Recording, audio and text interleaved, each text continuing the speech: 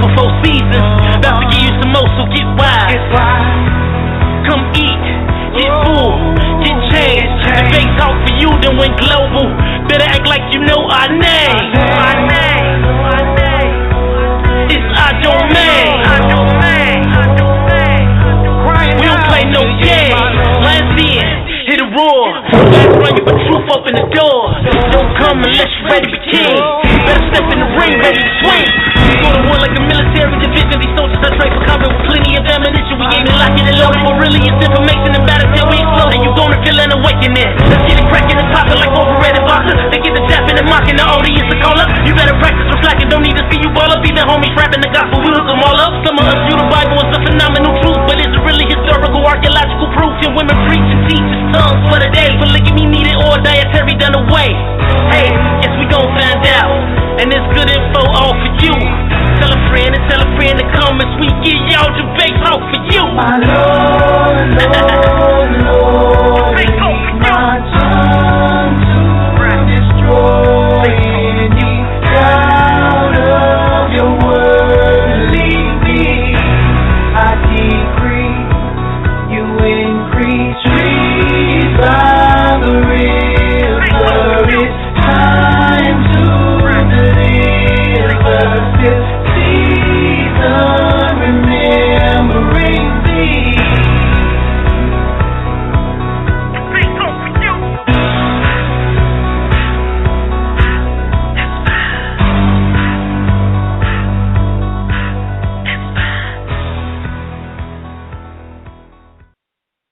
You are now inside the Lion's Den. Welcome to the Be Talk Radio. All praises, all honor, all glory to the supreme intellect of the universe. This is Nasi Yashuvel of Shomrei HaTorah in Atlanta. And if I'm not reading my Torah or suplexing some false deity, I'm listening to my man, Sal Showtime, and Debate Talk for You Radio. Beautiful. Keep doing the good work, brother, bringing forth the information and spreading that love. Peace and assalamu alaikum. This is Raheem Ali, your expert investigative reporter, checking out the Lion's Den, Debate Talk for You, with your great host, Sal Showtime. Hi, this is Tyrone Thompson, host of the Blog Talk Radio broadcast, Talk Real Solutions. Please tune in and listen to all of our shows 7 nights a week at 9 p.m. Eastern Standard Time. At Talk Real Solutions, we cover a variety of topics to ensure we speak about what may be needed in our community at any time. Talk Real Solutions is the hottest blog talk radio show going on right now. You can listen to our broadcast at www.blogtalkradio.com/talkrealsolutions or visit our website at www.talkrealsolutions.com. Also like our Facebook page at www.facebook.com/talkrealsolutions. You can call in at any time during the show and add to the conversation and offer your solutions at 1-858-357-8453. That's 1-858-357-8453. Because at Talk Real Solutions, we want to make sure you have a chance to talk real solutions.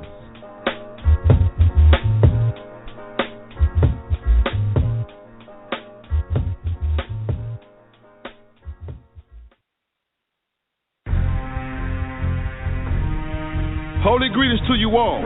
This is Minister DeAndre, teacher of Heirs of the Promise Ministries Incorporated.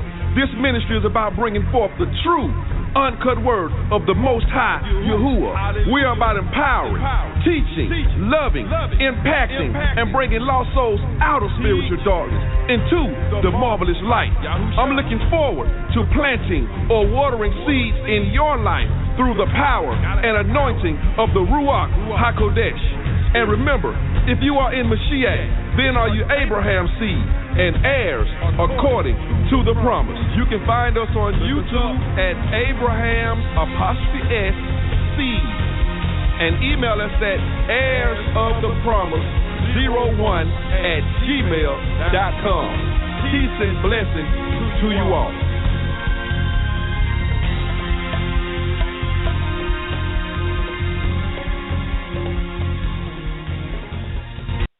What's going on, brothers and sisters? This is Brother Stanley Sylvain of Sin No More Ministries. I'm letting you know that every time I'm not putting together some lessons to bless the people out there, I am definitely listening to Sal Showtime and Debate Talk for You. God bless you all. Peace. This is Eli. I'm checking out Debate Talk for You radio. When I want to hear the hottest debates in the country, I stay tuned. Shout out to Sal doing his thing. Keep doing the great work, man, and I'm going to keep tuning in.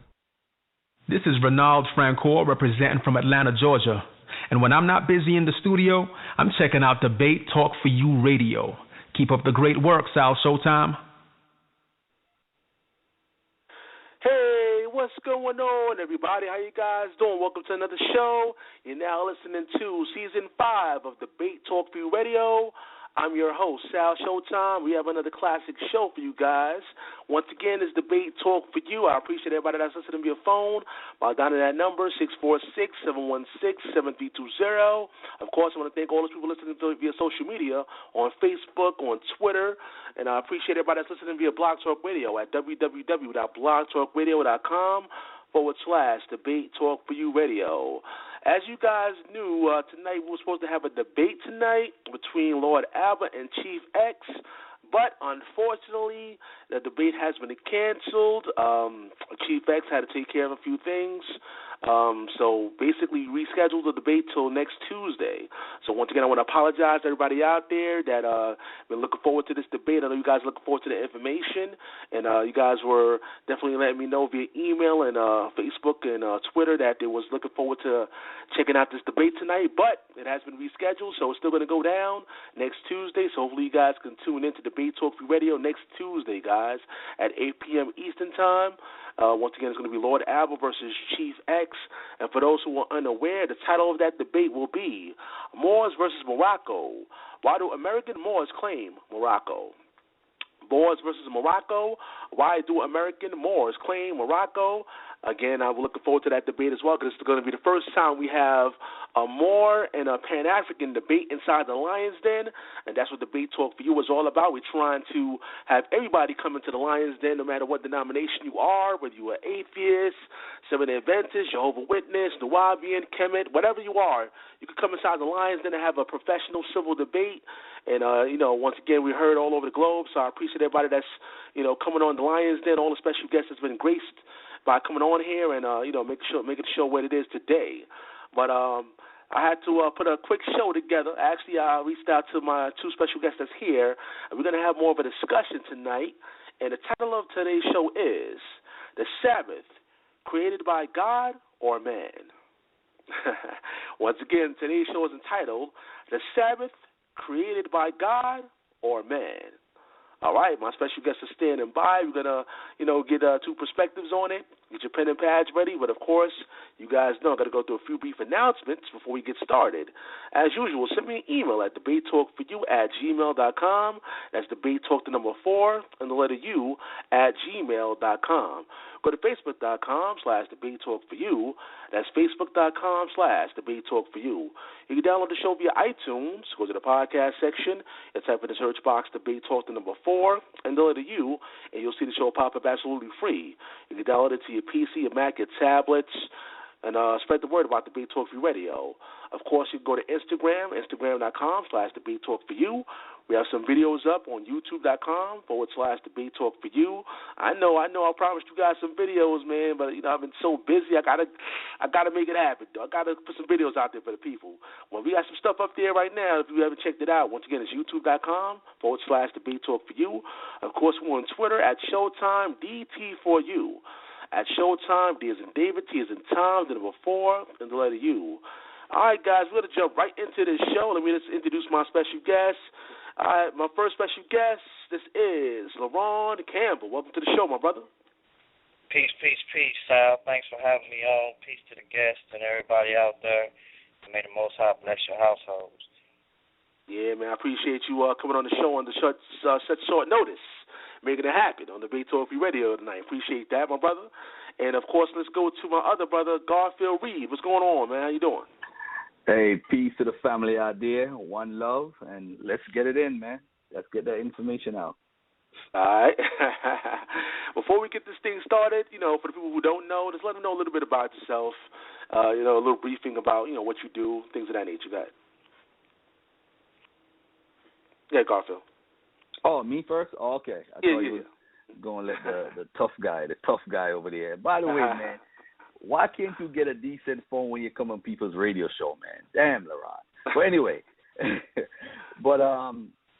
basically, Garfield Reid, people know me from Facebook, and I've been on Debate Talk for You. I have my own radio show, blogtalkradio.com. It's Real Talk Live. We have a 5-day schedule where we talk about health, building a brotherhood. We talk about urban financial empowerment, theology Thursdays, and relationships. I also have a group on Facebook called Unite, which is the Urban National Internet Trade Exchange. We're trying to build a nation within a nation, and we're trying different things. We're trying to develop a national database for all urban businesses, and we also trying to, get into farmland, cleaning up. We have a project we're going to start November 1st, cleaning up 1 million people's credit within 10 years. And we also have our own Facebook that's going to launch within the next 2 weeks. We're just trying to get the application for the phones ready, but the site is already up. It's called Ignite, 2 to unite.com. That's Ignite, 2 unite.com. And that's pretty much it, bro. We here. I appreciate that, man. And do me a favor, when you get a chance later on, I'm going to add some information to the link. So, all the Facebook pages, the Unite website and all that, make sure you send it to me when you get a chance via inbox. Actually, it's in your inbox on Facebook. I did send it to your inbox. Okay, appreciate that. And LaRon Campbell, let the people know about you, G.Konsciousness. Let them know. Hey, can you hear me, Sam? My mic is clear because Garfield got a problem with my mic. Yeah, so I can hear you. Go ahead.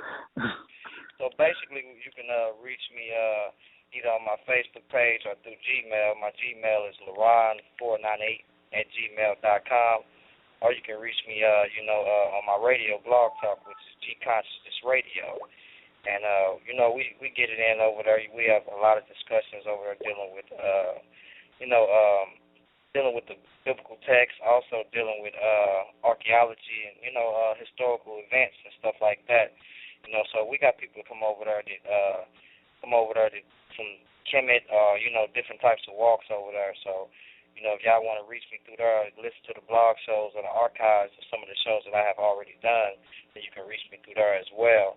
And also I have a page, it's called Bust the Bible Like a Rifle, but we get it in over there, with the scriptures, you know what I'm saying? And, you got brothers over there from different walks, you got Israelites, you got Comedics over there, you got Christians over there.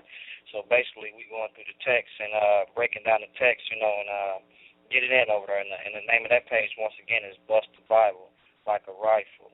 And then with that being said, me and Garfield are supposed to be debating next week. We're dealing with Daniel 70 weeks. Was it fulfilled, basically? So be listening in and tuning in. It's not next week. It's actually on the 29th. So be listening in and tuning in for that. We after this show was postponed, we were supposed to actually get it in tonight, but Garfield didn't want it tonight. I'm ready right now. I got it off the top of the head. I'm fluent with it. So he didn't want it tonight. So he didn't want it.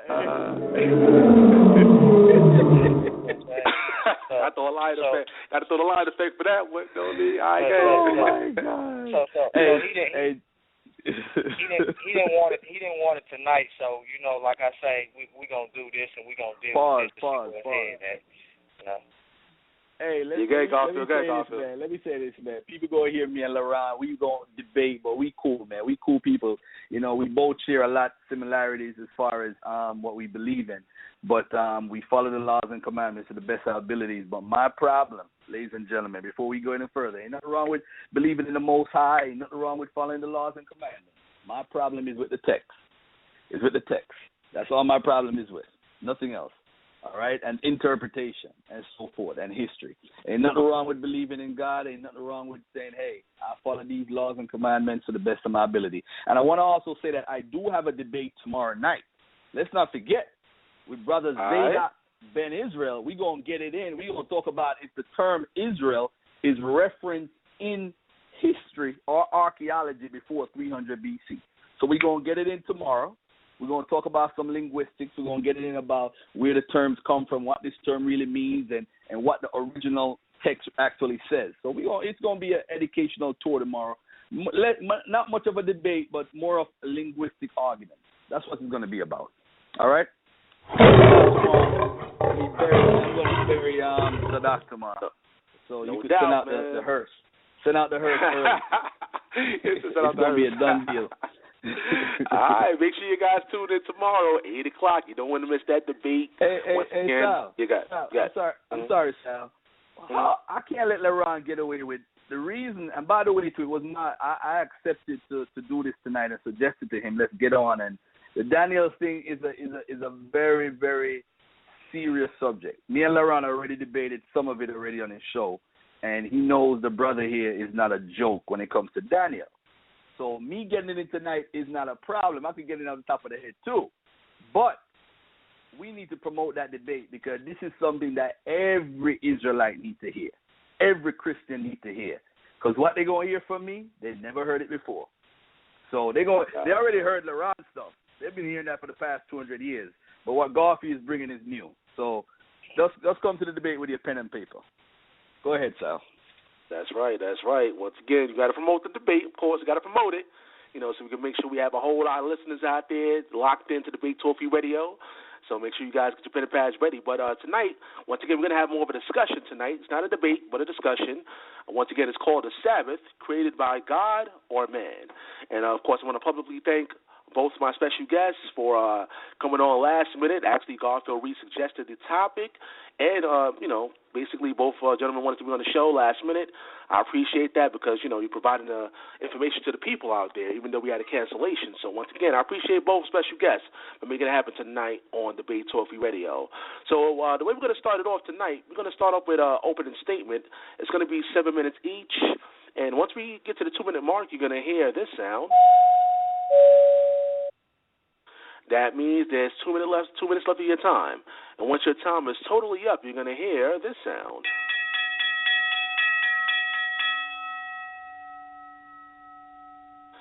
That's the sound you'll hear. And once that's finished, then we're going to go into a dialogue session where both, phone lines will be open for Garfield Reid and LaRon Campbell, where they can, just ask each other questions and dialogue on the matter.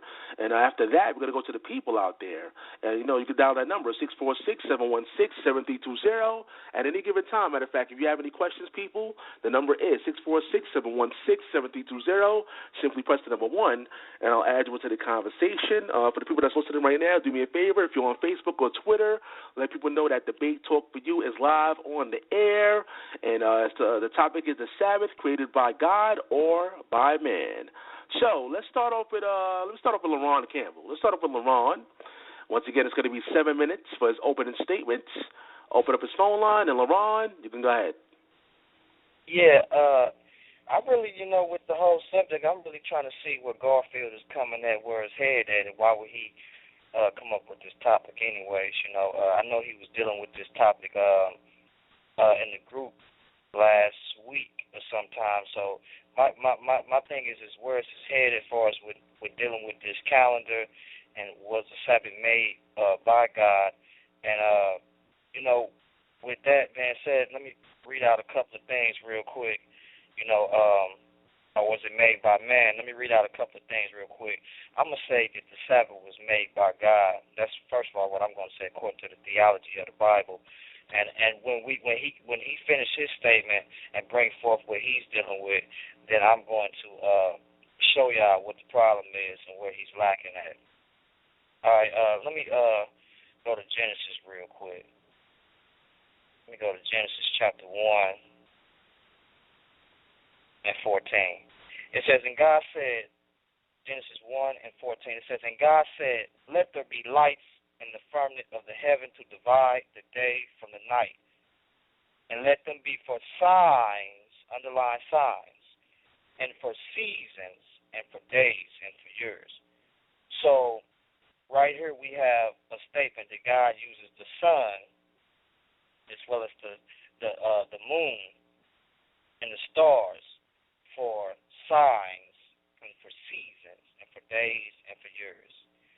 Now, brothers and sisters, for those that are believers, when I say signs, don't get scary or don't tune out because I'm talking about signs, but there's some things that we need to understand that before Israel was even born, before Adam came about, we need to understand that the Most High was moving through the heavens, the new moons, and also dealing with the sun as well. So we need to understand that the Adamites knew about it, and then on down till we get to Abraham and his seed, they knew about it too. In other words, we don't deal with astrology, but we do deal with astronomy. In other words, when we deal with new moons and certain days that certain using the sun as a sign just as well. You know, when you look at the text and you look at Jesus said that the signs in the last days of the moon turning into blood and the sun not giving its light. So we're dealing with signs here just as well as I'm gonna show in the text tonight. So when we look at this, don't be afraid of this word signs and for seasons and for days and for years, because there's definitely signs in the heavens to pertain unto Christ as well, and to his coming, and to dispensations of time, which means stewardships of times, or probation periods, or ages. There is ages that the Adamites knew about, which is the nations of the world, which is the seed, which actually is the children of the Adamites consist of people that's outside of the nations, just people in general. But when I mean Adamites, I mean those actually before the seed came across, which was dealing with Abraham, them being called from among the nations.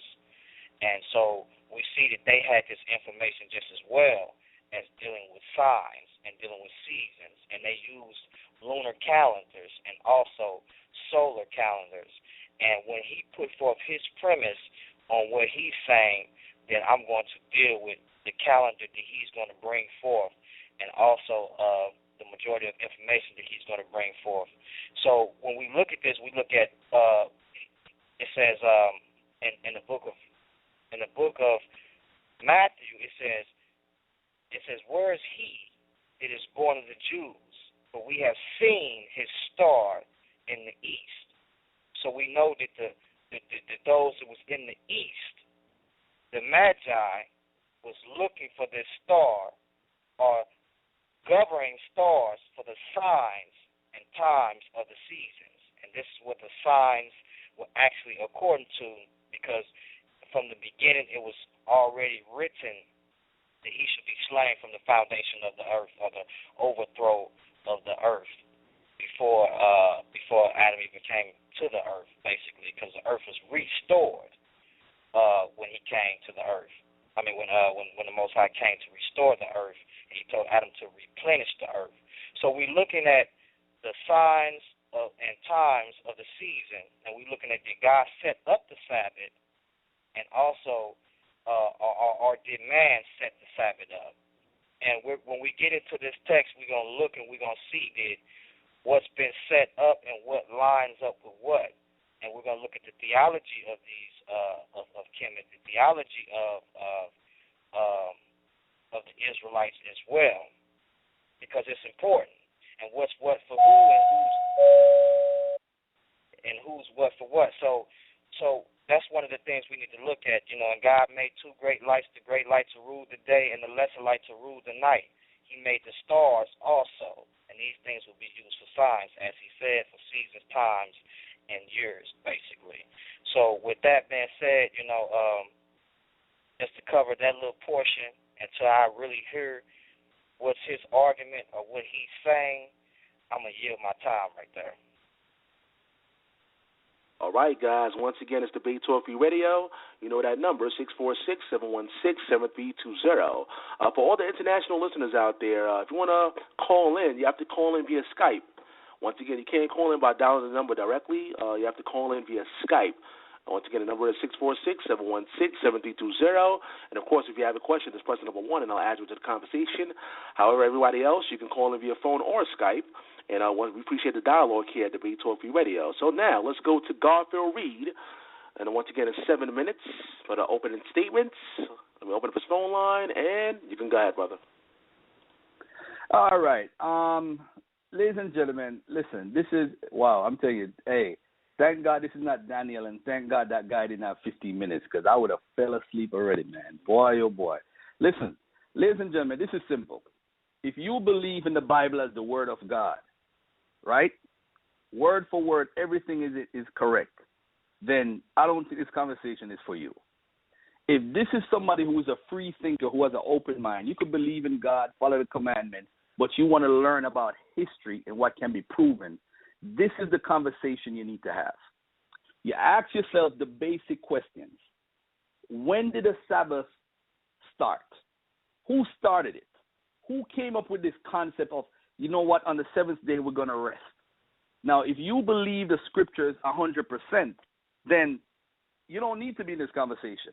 But if you want to think logically and freely and have a conversation about history, archaeology, and external evidence, then you can dialogue with me tonight.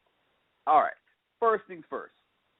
Who is the first person ever to perform a seventh-day rest in the world ever in history? If you're going to look at it, you got to say the Babylonians. The Babylonians are the first people ever to say the seventh-day rest. Don't believe me? Let's look at some sources. Let's look at a dictionary of world mythology. Let's look at the reading online. Let's look at West African religion, the dynamics of progress, designing the city of reason, or just visiting this planet. All these books document who was the first person to start a 7-day week, or when they started worship on 4 days. If you look at the Igbo or most of the West African tribes, they used to worship they used to only have a 4-day week. So now, ladies and gentlemen, nowadays we look at these cultures, they have a 7-day week. So that is the influence of the Babylonians. The Babylonians, prior to 600 BC, ladies and gentlemen, started what we would consider today a Sabbath. We would consider it rest day on the seventh day. Let's look at what the Babylonians really, really call this. Now, the 7-day week, ladies and gentlemen, is the key to the Sabbath. If you said the earth was created, or the universe was created in 7 days, ask yourself this question. Why would an all-powerful, all-seeing, omnipresent God, omnipotent God, need to have rest? You have 7 billion people right now on the planet, approximately. 1 billion alone in China. 3.5 billion are Christians. So now you're telling me God, who is always present everywhere, needs a day to rest, the all-powerful God Almighty? Why? Put that in the Bible. Somebody wrote that. But I'm not even gonna go into that. Let's look at who on record, who we can prove started the Sabbath first, the 7-day rest. All right, let's look at this. The origin of the 7-day week is the religious significance that was placed on the seventh day by ancient cultures. The earliest ancient sources record a 7-day week is in ancient Babylon prior to 600 BC. Babylonians celebrated a holy day every 7 days, starting from the new moon. Then the first visible crescent of the moon, but adjusted the number of the days of the final week. Now, ladies and gentlemen, now you might say to yourself, okay. How does that relate to everything? Because guess what? The Zoroastrian calendar follows the Babylonian in relating the seventh and other days of the month to Ahura Mazda, who is the god of the Persians. The Jews celebrated every seventh day within a continuous cycle of 7-day weeks as a holy day of rest from their work. All right. Now, ladies and gentlemen, what do we have on record through archaeology, through history, or through any external evidence to say that anybody who was in Judea, if you want to call them Jews, Hebrew, Israelites for this conversation, we can. I don't have a problem with that.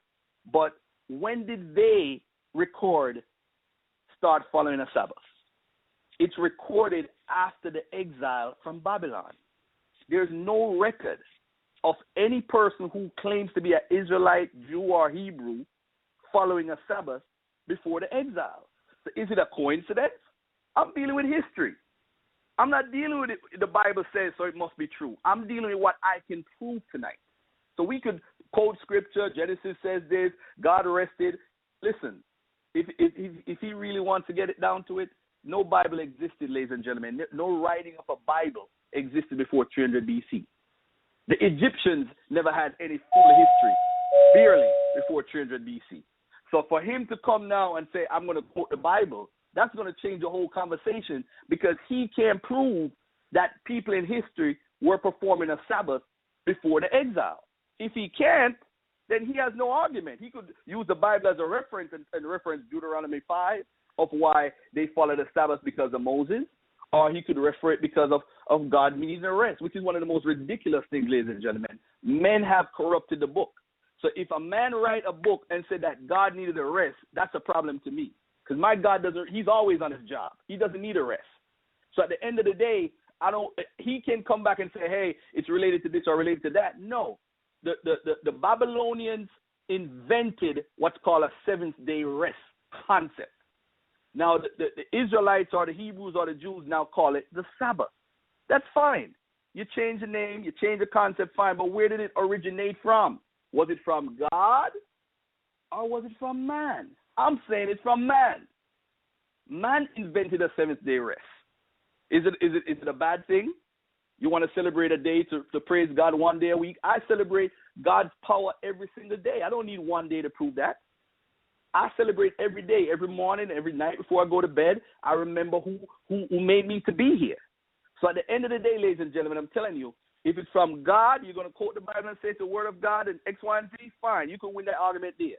But if you're going to think logically and with common sense, no history of anybody celebrating a seventh-day rest before the Babylonians, and that was before the exile, 600 BC, is the earliest record. The people who call themselves Jews, Israelites, and Hebrews started after the exile. Now, ask LaRon, can he show us anybody following Sabbath before the exile who was Jewish? I bet you he can't. I yield the rest of my time. All right. Once again, it's Debate Talk for You Radio. Two powerful opening statements right there. So right about now, we're going to go into a dialogue session where I'm going to open up both their phone lines, and they're going to, basically speak about the topic matter. Once again, for those people that just joined into the show, today's show is entitled The Sabbath Created by God or Man? The Sabbath Created by God or Man? Once again, for those people that just joined into the show, we apologize for the debate. Originally, we were supposed to have a debate today between Lord Abba and Chief X, but it's been canceled and rescheduled for next Tuesday at 8 p.m. Eastern Time.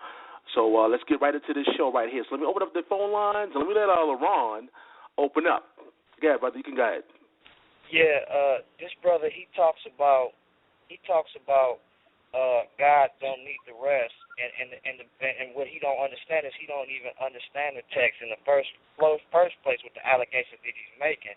Number one is this: the Bible says that he ceased from his work. In other words, when he brought Israel into the wilderness, he told them on the Sabbath day to cease from all work. Not that they was tired, because men would have kept on working, but he said to cease from his work. So in other words, when we talk about a Sabbath, we're talking about God ceasing from his work. Not that he needed to rest, because he don't get tired. He's not governed by the flesh, or he's not governed by the things that we're governed by in this world, first off. So number one, that's his first lie he's dealing with. Number two is this: Abraham came from Ur of the Chaldeans. He came from Babylon, first off, and reason why, let me take you out of something real quick. Exodus 12:2. It says, this month should be unto you the beginning of months.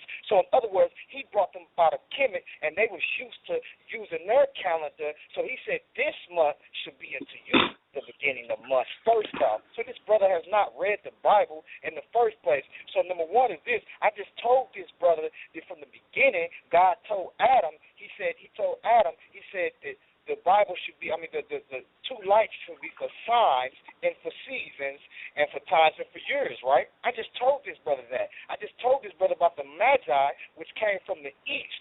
And when they came from the east, see, he's sniggling and giggling. When they came from the east, it said that, it says, where is he that is born of the Jews? For we have seen his star in the east. So this brother do not even know the text. So the Babylonians, Babel, which the kingdom of Babel was set up, they knew already about the times and the seasons. And not only that, calendars were set up around the geography of the land of when harvest was and their seasons was, as well as the calendar of Kemet. It was set up around the now of when their time was. And it's mighty odd and funny when we talk about the text and we talk about the scripture. It's mighty odd and funny that thousands of years later we have a 7-day period or 7-week period that correlates just as well with the heavens just as well. There's no different. You know what I'm saying? So it's set up after almost similar to the calendar that we have now. So this brother, he doesn't even know the text. He's making allegations about different things, and he don't even know what's going on. So it's crazy he even saying this. Can I go in now? Can I go in now? Abraham came from the Chaldeans, bro. You have to have a dialogue, you know. First of all, ladies and gentlemen, listen. If the premise of the brother is the Bible said it, so it's true, it's you could go ahead with that. All I'm trying to show people is this. He can't prove Abraham said anything because he doesn't have a text. No text existed before 300 BC. So where is this information coming from? It must have come from somewhere else because there's no writing that exists of any Holy Bible before 300 BC. So if somebody's going to tell me Abraham said, you can't use that as evidence. Where is the archaeological, the historical, the external evidence that Abraham did this? He said he referred to a 10-day week of Egypt. Egypt had a 10-day week. The Assyrians had a 5-day week.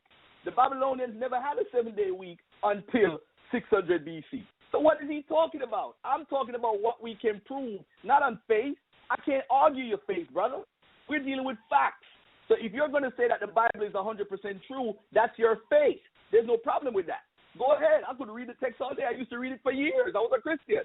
The point of the matter is, brother, you cannot show and prove anybody on this radio station that's listening that there was a 7-day week before the Babylonians at 600 BC. It does not exist before that. If you show me that, then you have an argument. Because remember, when you're using the term Babylon, you have to be careful because out of Babylon came a lot of things that the Bible speaks against. But the truth of the matter is the hypocrisy of the Bible and the people who follow this stuff is that the Babylonian calendar is the root to the Hebrew calendar. So although they're condemning it, they are part of it. Let's look, for example, the first month called Aran Nisanu. The equivalent in Hebrew is Nisan. You notice the word Nisanu and Nisan. And also, the Hebrew calendar has the month of Tammuz. Tammuz, come on, brothers and sisters. We know what Tammuz is. We know what Tammuz stood for. That's nothing positive. And listen, in the Babylonian system, ladies and gentlemen, they had a day, every 7th day is called a holy day, also called an evil day, meaning unsuitable for prohibited activities. On these days, officials were prohibited from various activities and common men were forbidden to make a wish. Now, you can take this brother's word based on the faith. I love him. I love LaRon and quoting the scriptures. He's my brother. I love him. But the fact of the matter is he cannot prove this outside of faith. If he can't prove it outside of faith, I don't want to hear it. Not saying that everything outside of faith. Hold on. Not saying everything out of faith can be proven. I'm just saying we have documentation, even of the Assyrians, ladies and gentlemen, from 2000 BC. They had a 5-day calendar. So if they had a 5-day calendar and they also follow what the Babylonians followed, because they have the same calendar right now, why is it that they didn't have a 7-day week? Because it never existed. The 7-day week is based on the Sabbath. You rest on the 7th day. Who started it first? The Babylonians, 600 BC. After that, the exiles. You find Hebrews, Jews, Judeans following it. Come on, my brothers and sisters. He can talk the faith and quote the scriptures. Go ahead, my brother. Quick question. Okay. So are you telling me that from Kemet and to the different other cultures and nations, they didn't upgrade they calendars? They didn't. Not before the Babylonians. The Babylonians are the first in history to have a 7-day calendar. Hold on, listen. That's not the question. Are you telling me that in the 8th century BC, are you telling me that different cultures did not upgrade their calendars from Kemet different all cultures, the way to? Hey, brother, I'm not disagreeing with that. I'm talking about a 7-day week. So this is my question. Why did they upgrade their calendars, brother? You know what? To be honest with you, there's a lot of different theories for that. But remember this. Again, I repeat what I said earlier. Egypt had a 10-day calendar. Assyria had a 5-day calendar. Is that coincidental? Let me ask you a question. And now later on in years, what was Egypt's calendar built around? It was built around agriculture. It was built around the astrology. It was built around. So let me ask you a question. What does that have to? Okay, why was Assyrian had a 5-day? It was built around the same thing, right? The Assyrian calendar. I'm not sure about that. I'm not sure if their calendar. Let me break this down for you. Hold on. It's a lunar-based calendar. It's based on the moon, and this is the problem, ladies and gentlemen. We have a calendar right now from the Hebrews that's based on the moon that follows an Assyrian Babylonian calendar system, which they speak against the Babylonians, and then they use names that are evil, like Tammuz. They use Nisan, which is the same thing in Babylon. They use the same name, so it's really a replica. Brother, how many days? How many hours does it take for the sun to rotate on his axis? I don't know off the top of my head. All right, stop it, man. Don't talk about another day or what's going on, how anything broke down. We shouldn't even be having this argument because I want to tell you something. The ancients was not as modern as we are now. First off, if we look at things now, we're on 365 days, 0.25, right? For the Earth to revolve around or go around the solar system, right? Or go around the sun, right? Mm-hmm. So what they did was they break it down into weeks, right? They break it down into weeks, into quarters, right? And it deals with quarters in 3-month periods according to the seasons, right? So that's what they did, right? So number one is this: when you talk about we're at number one is everybody began to modernize their calendars in the 8th century was because guess what? We became more modernized and we became more to understand the solar system. You see what I'm saying? So it's not that we can't have we can't have a 7-day week when we see it's in accordance with the heavens. What's wrong with that? What's wrong with it being in accordance with the heavens? There's nothing wrong with that. Hold on. Hey, there's nothing wrong with that, brother. But you see, now you're delving into a whole other system. But let me say this, ladies and gentlemen. What he's doing, he's trying to be slick about it. I said to him, if this is his faith, I don't have a problem with that. That's his belief. But if we're going to have a conversation about what we can prove, he needs to be honest with you guys and say, listen, there's no records of Jews, Israelites, Hebrews, or whatever you guys want to call yourselves this time of the week. It doesn't exist of anybody performing a 7th-day, holy day, rest day in the cultures. It don't exist. Hold on. Let me finish, bro. Let me finish. Now, if he can't come to me and say that, well, you bring me a text from that time period that's saying it. Don't give me a text from 200 BC. Bring me a text from 800 BC. Bring me a text from 1200 BC then.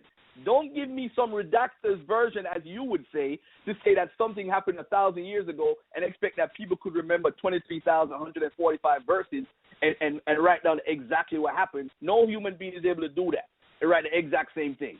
Come on, brother. We deal with logic. Hold on. Let me finish, my brother.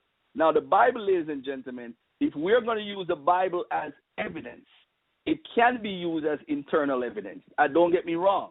But we have to have corroboration. You know, in a court case, they say you got to have a corroborated witness. The corroborating witness for the Bible is either archaeology, history, or external evidence. That means you have to have a stone. You have to have something to say, hey, X, Y, Z is happening. Do we have a calendar? Yes, we do have calendars. We have tons of calendars. He talked about the 365-year calendar. The Egyptians been doing that for centuries, for thousands of years. They've been counting 360 days plus 5 extra years at the end. The Babylonians been doing whatever they according do. To what, though, brother? According to that, we built a calendar, brother, according to the exact date. What are you talking about? What did you just say about the calendar? I didn't hear you. You said the Egyptians. I'm saying, brother, we built according to the Nile and what was good for their agriculture and their land, and when the flood seasons took place, we built a calendar according to the exact. No problem. I agree. So hold on. Let me bring out something real quick. Because first of all, I need to establish the biblical text as being a historical book. And if I establish the biblical text as being a historical book, then your claim that you're saying is void, because these are these people's history, first off. And number two is this. I'm not going to sit up here and argue with you about what's going on in the ancient times when we got Jews and Hebrews over here and also Arabs killing each other over this stuff that predates your information, and their ancestors kept their information in what you're saying. Hold on.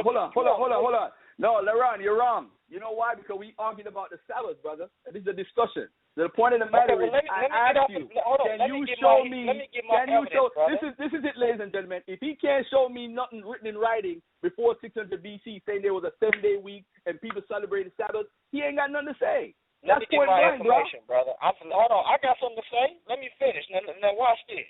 Now, this brother right here, number one is I have to prove that the Bible is a historical book, because his claims, number one, is that the Hebrew writings is not valid, and that what they're saying is not valid because we can't find documents of what he's saying past 300 BC. Now, what this fella don't want to explain to y'all is this. Number one, we need to understand when we deal with these documents, how did they date these documents as well, and also what is the chronology built upon, and how did they build a chronology. See, you don't want to talk about that, because when we talk about that, we're going to see that there's a lot of errors in the chronology, and most of the things that we're seeing is taking place is with the antiquities of the Jews are in the hands of the Arabs. Now, let me bring out something real quick, because this is something he's been hiding from and he don't want to deal with. All right, let's deal with this text. It says Manito on Tutti Mayas, right? And the Jesus, right? So let's deal with this. What on it? What does it have to do with the calendar, bro? Let me finish, what brother. Does it have to do with the calendar? Listen, brother, it's going to prove the historical book and evidence of the Bible, of dealing with the Bible, that it's a historical book, and their calendar, and how the Lord what said to does them. that have to do with the Sabbath, bro? Listen, how they said to do with the Sabbath. Hold on, brother. Hold on. And it says, and this month should be to you, not nobody else, to you. If they wanted to do that, that's whatever they wanted to do. But this month was started for Israel to be a Sabbath unto them, for them to cease on work on this 7th day, and then centuries later, we got a calendar that has a 7-day rest on it. Come on, brother. All right. Let me bring this up real quick. Can I agree with you and make a quick point? Can I make a quick point, bro? Hold on. No, let me bring my information, because what you're trying to do is you don't want this information to get out. But what information? We talking about the Sabbath. We're talking about the Sabbath, bro. Listen, since you want to deal with the Sabbath and the holy day and the 7th day. All right, hold on 1 second. Hold on 1 second, LaRon. Hold on. See, we've got a couple of people pressing the number 1. So if you're going to chime in, if you want to chime into this conversation, you know the number, 646-716-7320. I'm just going to give the brothers a little more time before I bring the listening audience in. But you can press the number 1 right now. If you know you're going to have a question or you know you're going to have a comment, the number is 646-716-7320. Debate Talk for You is all about the people getting answers to their questions. Once again, if you know you want your voice to be heard, you have a question or a comment, the number is 646-716-7320. We'll go to the people in a few minutes. All right, so go ahead, LaRon. Go ahead. Now, first off, let me read this real quick. It says Manito, Tutti Mayas, and the Jesus, right? This is writings from Josephus, which mentions a quote from Manito.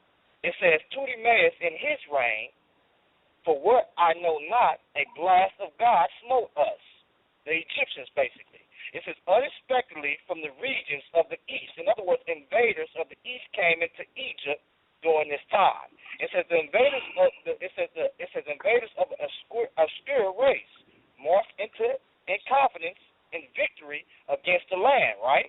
It says by no means of force, they easily seized without striking a blow. In other words, they didn't even have to strike Egypt or touch Egypt and morphed in their land. This is during the Hyksos period, right? So it says, and they appointed a king, one of their number, whose name was Silitis. It says, none he founded a city favorably on the east bank, and the city of that was called Avaris. Now let's key in on something real quick. Number one was this: Tudimaeus is Tudimaeus is the Greek. That's his Greek name, Tudimaeus. In the 13th dynasty, Manetho lists a list of kings, and in that 13th dynasty, a duty Moses was in that dynasty. Now, one thing I want to bring out, this, sisters and brothers. Number one is this: in order for Israel to come, in order for Hyksos king to come during that time, Egypt did not have an army. First off, that's the first thing. Number two is when he says a blast of God smote Egypt, what does he mean by that? Well, let's look at the Ipur Papyrus. The Ipur Papyrus explains plagues that happened in Egypt, but they have dated it to a time of the 19th century, and we know, to the 19th dynasty, and we know in the 19th dynasty there was no such deeds because the Ramesses II was prosperous during that time. So we know there has to be an earlier account of these plagues or a blast of God that hit Egypt during this time. So what we see from this is we see a written history of Manetho. Then we also see a history of dealing with the Israelites, saying that they came up out of Egypt by the hand of God. And then we see Tudimaeus, and we see Manetho giving a similar account of a blast of God smote the Egyptians. And we know, brothers and sisters, what happened in our text, our historical book of what happened to Egypt during that time, and we know that the army drowned in that sea. So we know this happened. So if we have a account of this Hyksos information, then we know God brought the Israelites out during this time, and he established the month of Eight, which is a historical event and a historical month for Israel unto this day.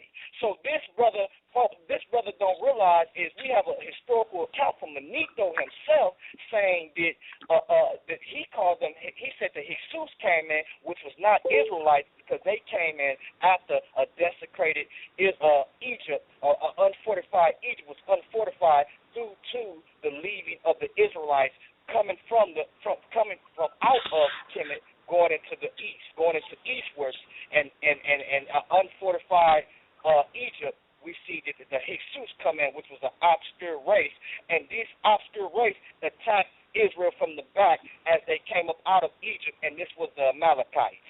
So this brother right here, he don't realize that the Bible is a historical thing. It has historical things in it. So hold on, brother. Let me give you. You talk for like you talk about 50 minutes, man. Listen.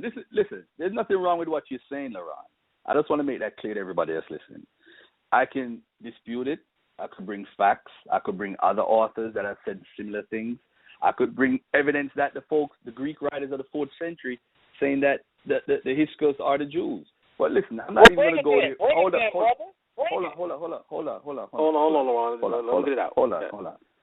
on. We have Hectaeus of Miletus. We have Hectaeus of Abdera. We have Diodorus Siculorus, who is in the 2nd century. State what they said, I don't have the information in front of me, but this is basically what they all said. Hold on, bro. I could look for it if I want to. It's not a problem, because it's in Berosus and Manetho, the Russell Merkin's book. Relax, bro. They basically said, ladies and gentlemen, that the Jews that we have, these are the Greeks writing, that the Hyksos are the ones who went into Jerusalem and they're the ones that are now coming into Greece. So the people that we call Jews are the Hyksos, because there were two expulsions. There was one during the time of Amos, and there was one at the time of Seti I. All right? It's called, and Manetho talks about that too, but he didn't mention that a while ago, that Manetho mentioned two expulsions, not one, two. So what we have is Josephus, who quotes Manetho saying, yes, the expulsion is really the Exodus. So there was no Exodus. This is what he needs to tell you. There was no Exodus at all from their accounts. Josephus, who he's quoting, is saying that, which he's quoting a while ago. He forgot to leave that out, you know. Then Manetho also said there was another expulsion because the folks who were the Hyksos, they were expelled to Jerusalem. They came back to Avaris because that's the town that they built. So they built that town, and that's the town where they were enslaving Egyptians, ladies and gentlemen. Read the Tempest Stele. It talks about Amos kicking them out. He was the liberator. How coincidental is the name Amos to Moses? How coincidental he freed the Egyptians and Moses freed the Israelites? How coincidental there was an expulsion, a mass expulsion of over 240. Hold on. There's a mass expulsion of 240,000 people, and there's a mass exodus of what do you call it? Listen, ladies and gentlemen, let's not fall into this trap what LaRon is setting for us. We're talking about the Sabbath. And the point of the matter, hold on, bruh, hold on, man. Hold on. The problem now with LaRon is this. He cannot win the conversation about the Sabbath. So he's trying to, although this is just a discussion, it's not a debate. I'm trying to tell the brother, from a biblical perspective, if you believe, it's fine. Garfield is not going to debate that. I don't debate faith. I only debate what we can prove as facts. And the fact still remains there is no record before 600 BC when the Babylonians, ladies and gentlemen, had a 7-day week. They had a 7th-day rest day. So when the folks who were living in Judea went into Babylon, because they do have a list, by the way, ladies and gentlemen, of the Babylonians listed who went there. 30,000. They have a list of 30,000, ladies and gentlemen. And that list tells who went to Babylon. So now, when they created this list, these folks who returned, the exiles who returned to Judea, those people under the Persians started to follow something called the Sabbath, the 7th-day rest. Is it coincidental that these Judeans, a.k.a. Hebrews, Israelites, Jews, whatever you want to call them, are now following the Sabbath, and there's no record of anybody following a Sabbath before that time? This is what the conversation is about. It's not about do the most and this and that. If you want to prove the Bible is true, there's several ways you could prove it. But my point is you cannot use the Bible as a reference unless you have corroborating evidence, meaning that the book was not written before 300 BC. 23,000 verses. No manuscripts before manuscripts before 300 BC. Meaning, ladies and gentlemen, you can't find one word, one verse, a complete verse of the Bible that you believe in before 300 BC. Why? But it's not only for Jews. It's not only for the Hebrews. It's for almost every civilization. There was no writing. People didn't write a lot. There was always oral tradition. So when you find the Babylonians writing and they wrote down this, and the Persians wrote this, and the Assyrians wrote this, it is very rare because they were the masters. They were in charge. The Egyptians were in charge. Even the Egyptians didn't have a complete history until the 4th century. Somebody wrote Egyptica. And then that person might need to probably base his stories off that person. So, ladies and gentlemen, I'm not debating about Hyksos and do the most, who's do the most, what 13th dynasty or whatever. Listen, I'm talking, there are real stories in the Bible. They've just been inverted a lot to show us Israelites when they weren't the Israelites who were actually in the story. I could give 1,000 examples of that. I want to stick on the topic. I'm begging the brother. Stay on topic. Let me bring out something real quick. All right, it says the origin of the 7-day week is the religious significance that was placed on the 7th day by ancient cultures. In other words, you see it says ancient cultures. It says the earliest ancient sources record a 7-day week in ancient Babylon prior to 600 BC. It says Babylonians celebrated a holy day every 7 days, starting from the new moon. Then the first. Oh, hold on for a minute. This brother then got caught up now. Okay, so when we talk about the new moons, first off, we talk about the new moons, and we see them placing these days on the festivals on the new moon days. Talk about dealing with the different quarters and dealing with the 7-day periods. So when he talks about 600 BC, these people have been selling the earliest calendar that they found was at that time, but there's calendars that's earlier than that. So these people have been dealing with a 7-day holiday for centuries, and these brothers was calendar keepers for centuries. So he talked about the Assyrians, talking about what they did, right? So when he talked about Syria west, which is westward of Babylon, we're talking about two different people here, even though they ruled towards that empire and so forth. But we're talking about people that were celebrating on their festival days built around new moons. So right then and there, and we know that the quarters of the new moons was dealing with 7 days. So they had a calendar that was built around new moons. So this brother didn't put a toe in his mouth and don't even realize that they have been doing the lunar calendars and the new moons from the get-go, which consisted of dealing with 7 days and quarters of the new moon. This brother didn't. Can I respond to that? Very good job. Good job. Good job, my brother. You're trying to fool us again. Listen, ladies and gentlemen, the 7-day week period never started until prior to 600 BC, and I'm going to prove the point right now. Listen, Frank C. Sen, in his book Christian Liturgy, in the same thing that he Googled, Catholic and evangelical points to data suggesting evidence of an early continuous use of a 7-day week, referring to the Jews during the Babylonian captivity in the 6th century BC, after the destruction of the Temple of Solomon.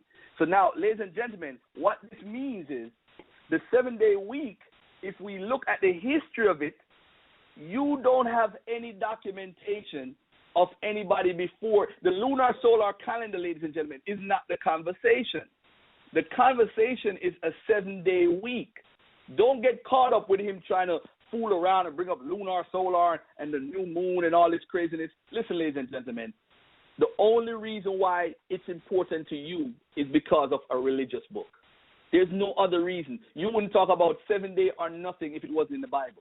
Listen, ladies and gentlemen, if we're talking from a historical perspective, if he cannot provide me with a 7-day calendar, show me a 7-day week in any culture. Don't tell me that they were following the new moons and way back. No, this was implemented a little bit before 600 BC. This is how far the historians can track it.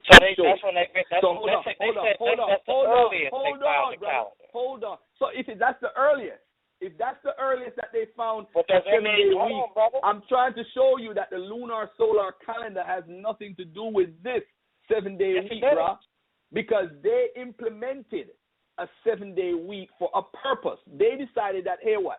Every 7th day is going to be a rest day. So the 7th, the 14th, the 21st, the 28th, and they would give special things for special gods. You couldn't do certain things, just like how you can't do certain things on Sabbath. You can't work. You're not supposed to do certain things on the Sabbath according to what the Hebrews actually follow, traditional Orthodox Jews. So I'm telling you right now, ladies and gentlemen, listen, if it wasn't for your Bible, you wouldn't even say God has anything to do with the Sabbath. Take Genesis out. Take Exodus out. Take all the first 5 books out. We wouldn't even mention. And these first 5 books, ladies and gentlemen, weren't written before 300 BC. So that means whoever wrote it was influenced by different cultural writings because they didn't have a history. They had to create one because it wasn't there. Everybody was writing their history. The Babylonians had Quetzais. Quetzais wrote the Babylonian history. Then after him, Berosus wrote it. And so when you match up Berosus' writing with Genesis, ladies and gentlemen, you see how there is a literary dependence on Berosus. So when people jump up and say, the Bible is copying the Epic of Gilgamesh, don't believe it. Don't believe that. Look at Berosus' writings. He wrote all the flood stories and everything together and compiled it. And if you read the Bible and compare Genesis 1 to 11 to Berosus' writings, you see a literary dependence of what that guy wrote. So that means the Bible will not agree with the Epic of Gilgamesh or with Athrasis or whoever else they had a flood story for. It will agree with Berosus because he wrote his book in 278 BC. And when he wrote in 278 BC, the folks who were in Judea already had an oral tradition of things that they used to do in Babylon when they were exiled. So they adopted those things. They even adopted names, Zerubbabel, Esther. Esther comes from Ish. So you see that they adopted these names from Babylon. So if they adopted the names, ladies and gentlemen, don't you think that they adopted their ways also? Don't you think when we came to America, we adopted everything? We lost our mores, our folkways, our norms, our traditions, our customs, our religion, and our names. So don't you see that they did also the same thing in that culture, the reality of the Judeans, mixed with Hiskos or whoever they are? They adopted what they were living with, just like how we adopted Christianity here. We adopted their names. His name is LaRon Campbell. That ain't no damn name from way back in Africa, West Africa. My name is Reid. That ain't no African name. But we adopted these things. We adopted their gods. We adopted their culture. Now we have Thanksgiving. We have Christmas. Come on, ladies and gentlemen. Let's think logically here. The Babylonians influenced them. And that's how they created that into their history. It became a part of their oral history. And then with Berosus writing, they had to write a history, so they needed something to write it. Just like with the Egyptians, they needed something to go by. You can't write a Bible with 23,000 verses without some sort of reference. You have to have. All right, hold on, Garfield Reid. Hold on, brother. Hold on. I have to call as they dying to jump in this conversation. So once again, I'm gonna take maybe a few callers right now, but we have a lot of show ahead of us. So feel free to press the number 1, guys. The number is 646-716-7320. LaRon, I didn't forget you, man. I'm gonna let you reply, but I gotta get to some of these callers here that's standing by patiently. Let's go to the first call. Let's go to 678-544. You're live on air. Hey, Shalom, Award of Swordman, a.k.a. the Fireman. Yeah, I want to say this to the brother name. I think his name is Garfield. Am I correct? Yes, sir. Yes, sir. Go ahead. Yeah. Brother, you are I've listened to you before and heard some of your rhetoric. You talk a lot of blasphemous stuff, and you're dealing with these scholars as you see them, and they're not scholars. Now, I'm going to share this with you. The reason why I believe the testimony in Genesis about what happened and how the Sabbath day came to be and all that is these prophecies, things that were said to come to pass. That's your assurance. Now, I'm going to read the scripture that the Lord said, and you take this back to your scholars. This is Isaiah 41, verse 21 and 22. It says, "Produce your cause, saith the Lord. Bring forth your strong reasons, saith the King of Jacob. Let them bring forth and show us what shall happen." So if you think that yours are true scholars and their words and their knowledge supersede the Bible, tell them to bring up something that's going to come to pass. Then I will believe it. This is how you know this Bible is accurate, and the testimony about the Sabbath is accurate. That's in Genesis that he showed Moses. He's giving Moses an overall what happened in the beginning with Adam. Okay, how it ended with the creation. That's where that Sabbath day come from, the creation of the Father. So how we know this Bible is accurate, the prophecy. So what I'm saying is your scholars and where you're getting your information from, tell them to bring forth some prophecies, and I'll walk like you. That's my point. That's all I want to say. Can I respond to the brother? Go ahead. Swordsman, I hear you a lot of time. It's not about blasphemy, brother. It's about revealing truth. That's what I do. I don't ever lie. I don't need a scholar, but we do need people who write information, and then we assess it properly. Now, in Isaiah 19:5-7, it says, "And the waters of the Nile will be dried up, and the river will be parched and dry, and its canal will become foul, and the branches of Egypt's Nile will diminish and dry up. Reeds and rushes will rot away. They will bear in places by the Nile, of the brink of the Nile, and all that is sown by the Nile will dry up, be driven away, and be no more." Now, ladies and gentlemen, this was written by Isaiah in the 8th century. It's been 2,750 years, and in all this period, 2 3/4 millennia, this prophecy has yet to be fulfilled. Moreover, it is clear that the context that Isaiah prophecy was meant for was for Egypt at that time. Brother, don't tell me about prophecy. Don't tell me about Deuteronomy. Hold on. Let me finish, bro. Let me finish, because I let you rock. You could bring your sword any day of the week. I will debunk every prophecy you bring, and I'll bring you the married prophet. Hold on, bro. I respected you. Aren't you a Hebrew? We got to be respectful. Now, listen, married prophecies. Have you read the married prophecies? Have you read the Sibylline oracles? We have tons of prophecies, brother, that's written, that came through. We have even the white boy Pythagoras. Every prophecy he said. Hold on, bro. Hold on, Campbell. You go get your time, Campbell. Go ahead, Garfield. Hold on. Go ahead. Pythagoras, who we know for mathematics or whatever, Pythagoras, every one of his predictions came true. Should I follow Pythagoras then and be a Pythagorean? Brother, this is based off of old traditions of writing history after it happened. I'm not going to go back and forth with you. If you want to set up a debate about prophecies, you got Styles' phone line. I'll chop you up and show you what a real swordsman is. Go ahead, LaRon. Let me respond on this real quick.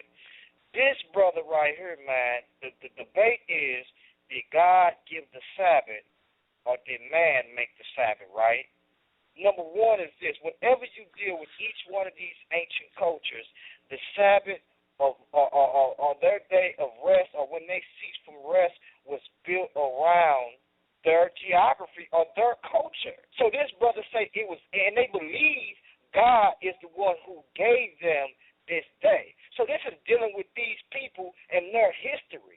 So if it's dealing with their history, who are you to come and tell us or come and tell these people when we see, like for instance, he just gave you an Isaiah prophecy, right? What he does not know is that Egypt that we see in Egypt today is warring between the land of Israel and also Syria warring with Egypt. That land is definitely, that river is definitely going to dry up like the Most High said it is, brother, and you be prepared for it and be ready for it. And number two is this, the things that we're seeing taking place in Egypt right now and dealing with Syria and dealing with the Arabs and Islamic states, brother, it is to come. So when you talk about the Sabbath day and then we're talking about did God make it or was it for man, this is part of dealing with their culture. We just read that the Babylonians based their days, their 7-day rest, they based it on the lunar days. And you're talking about a calendar that they found in the one calendar, but prior to, they've been worshiping lunar days and set their calendar off lunar days, brother. What are you talking about? No. Listen, LaRon, you need to be specific here. They had a lunar calendar for a long time. So did the Assyrians. I don't disagree with that, brother. But as far as a 7-day week with a 7th-day rest, that's recent, 600 BC, brother. I'm not disputing about the lunar solar calendar. I'm talking about the Sabbath. And one more thing, ladies and gentlemen, let me just say something for the swordsman real quick. Isaiah 17:1-2 concerning Damascus. Damascus will cease to be a city and will become a heap of ruins. Her towns will never be deserted. It's been over 3,000 years. And ain't nothing wrong with Damascus right now. Ain't no prophecy going on nowhere. It is man writing. It's man writing stuff after and years later and telling us, hey, this is gonna happen. This was created after 300 BC. But they want to call me blasphemous, throw words, throw names. I'm dealing with what your book says. That's and that why prophecy we're gonna deal with true. Daniel. Because when we deal with Daniel, the book of Daniel. Okay, let's not go there, Daniel. Stand by. Hold on, stand by. Yeah, we got some more callers. We got to get some more callers here, man. Let's go to the next caller. Let's go to 313-571. You're live on Debate Talk Free Radio. Hey, shalom, brother Sal. Shalom, LaRon. Shalom, Gabriel Reid. This is me, Kyle Ben Yes, right here. Yeah, shalom. What's up, bro? What's up, bro? Hey, good job, LaRon, man. You really getting up in there, man. And I've been listening. I ain't biased on you, Gabriel. You come with some facts sometimes, so I'm not gonna just, act like because I believe in the scriptures or whatever that you not bringing some facts. But your problem is your angle has a real flaw to it. You just stated out your mouth before he accepted this call that these things were written by men years after they were to occur, but they haven't happened yet. That makes I never said that. I never said that, bro. You just said it. Rewind the tape. No, you're misquoting me. I said that people write things after time periods or after an event and then act like it's a prophecy. That's my point. Nobody. Okay. I hear you on that. Now, see, this is the thing right here. People have to understand this, ladies and gentlemen. You have to understand this. When you have two different mindsets, or you have a mindset opposing as he's being partial and not favoring one way, yet all of his angles is coming from a skeptical perspective, that's where you get the problem at. I'm going to tell you the truth. everybody that tries to kick against the prophecies or the Sabbath or any of the laws that's set up in the Bible, they try to contribute everything that the Israelites had to take from taking different stuff from other cultures. Well, and in reality, if you really research history from a non-biased standpoint, you will see that everywhere that the Israelites went, they actually influenced the society they went into. You've read the papers of Hammurabi the Great, right? One of the first rulers of ancient Babylon, right? Oh my God. Okay. You're a master scholar, so I would think this would be elementary to you. But if you go research Hammurabi the Great, you will see some of the same laws that came from the Hebrews. So you ask yourself, well, how did he get these if they had not even been in there at that time? This is the thing. It was common with the culture at the time in that region. You see what I'm saying? Once they went from Babylon and then you go into Persia, you know what I'm saying? The same thing happened in Persia. It's just that the same thing happened in Egypt. I heard you bring up earlier about osmosis and Moses. That's where you're wrong again too, brother. Them two different dynasties. Moses was Amenem, not the fourth, and I can prove that. So this whole thing, Joseph was Yosef Imhotep. This whole thing can be proved easy. You know what I'm saying? So LaRon, brother, big ups to you, man. You did your job. Gabriel, you real passionate, but get your study up, bro. Shalom. All right, Garfield, you can reply. I just gotta laugh when these people talk, man. Listen, ladies and gentlemen, man. If you're gonna bring up Hammurabi Code, and for the record, ladies and gentlemen, I do believe some of the stuff from Hammurabi is in the Bible. But if you're gonna write a history and take from people, you're not gonna copy things word for word and say, hey, I took it from Egypt or I took it from whatever. We have to use logics. And when you use logic and common sense, it debunks belief. That's what it does. There's nothing wrong with believing in the Most High or following the laws and commandments. There's no beef from me there. All I'm saying is these stories that comes with the Bible to show exclusivity to one people over the next, it's just craziness.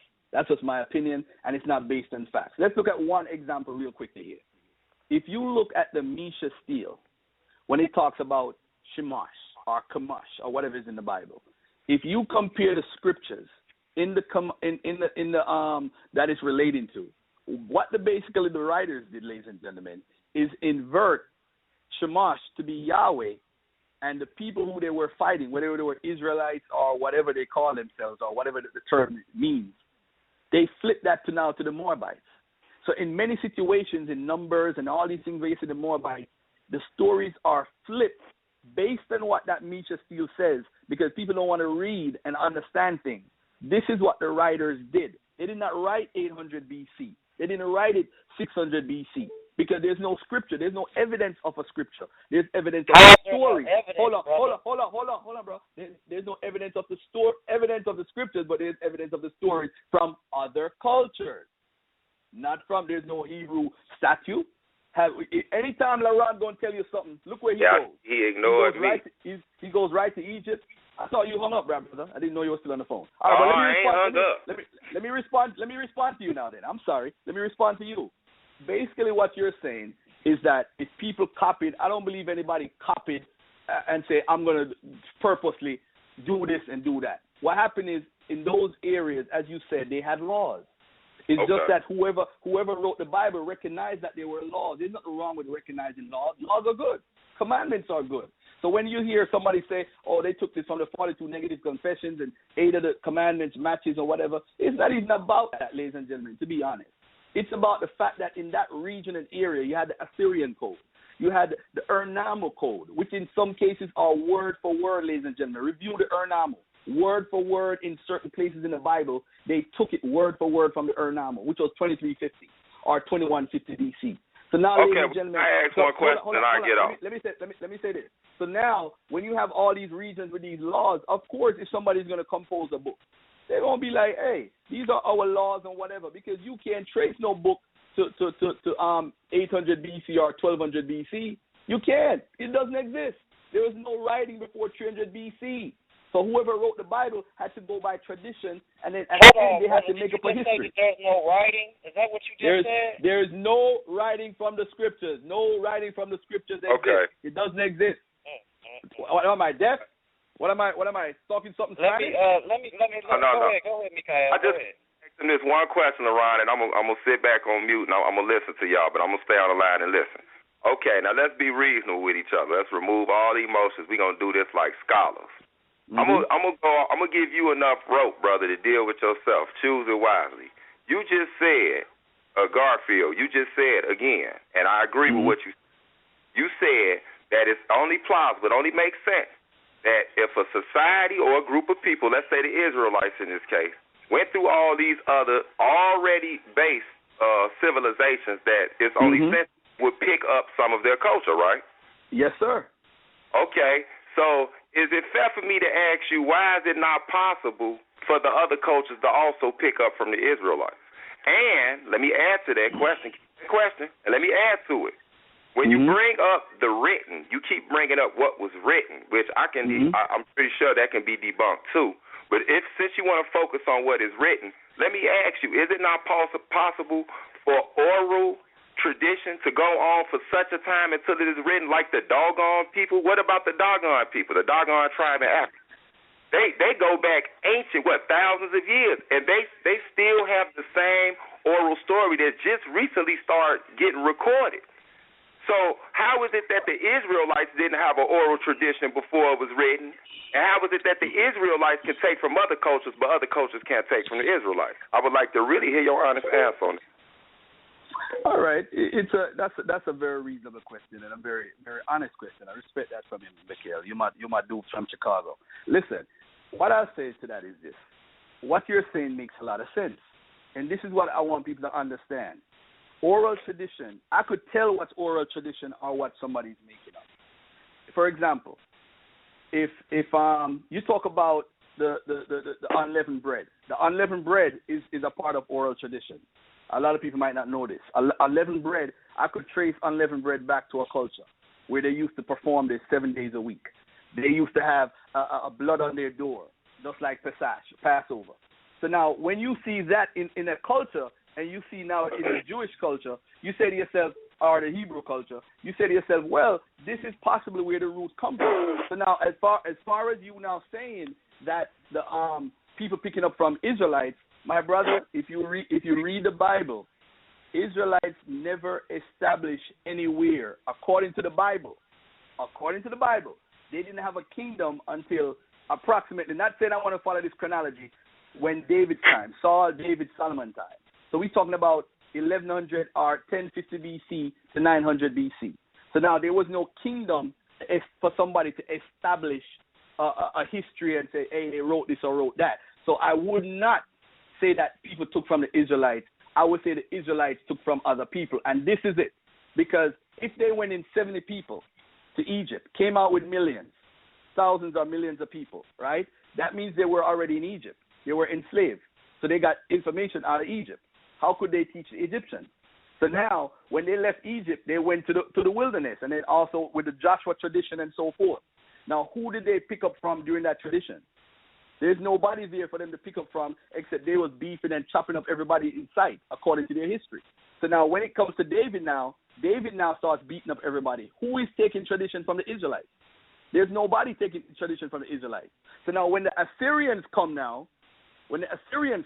and they start steamrolling the Israelites in Israel, and they ship them to Babylonian or Israel or Syria or whatever because they were cursed, 2 Kings 17 verses 18, they now are now traditionally, they were taken to the Assyrians by the Assyrians. The Assyrians try to take over, the Egyptians then take over, and then now the Babylonians take over. So now you see every story that's in the Bible and Kings and all that stuff, you can relate it to different cultures, but it's not people taken from the Israelites. It's the Israelites taken from people.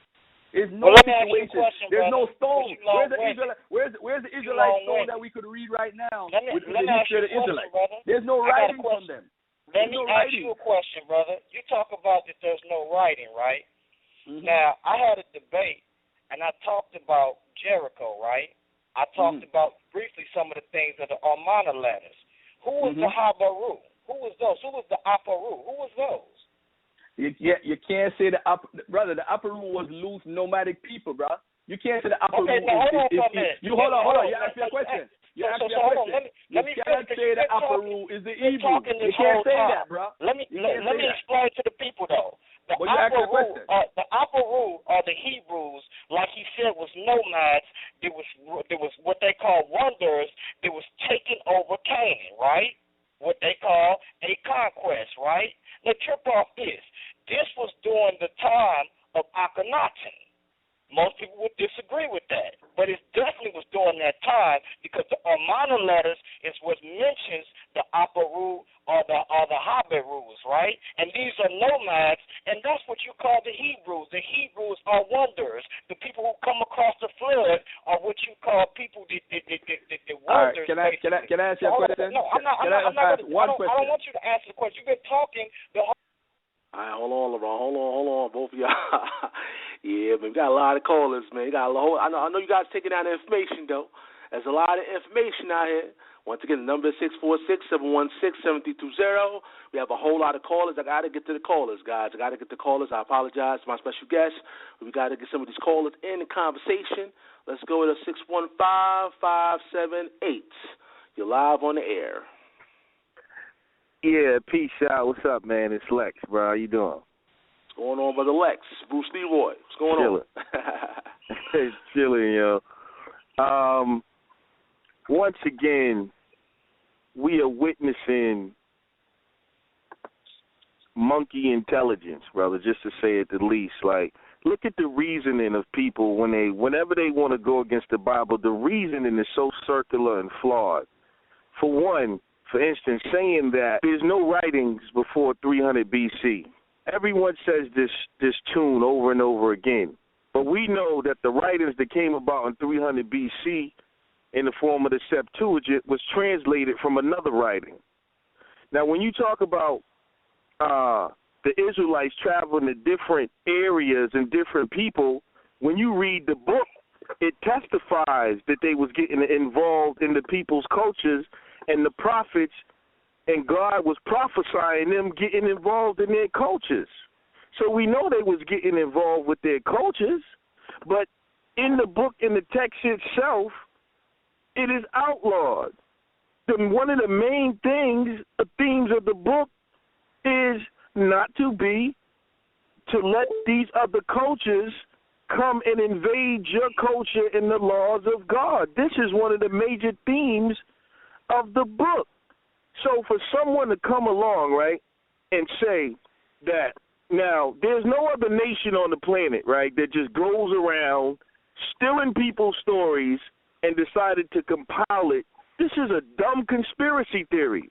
So I said this to him before, back in 600 BC, these group of people who never existed, but they somehow said, we have no culture, so what we're going to do is get enslaved by 6 different people and then steal their stories and compile it in a book so we can have a culture thousands of years from now and write ourselves into history. This is nonsense.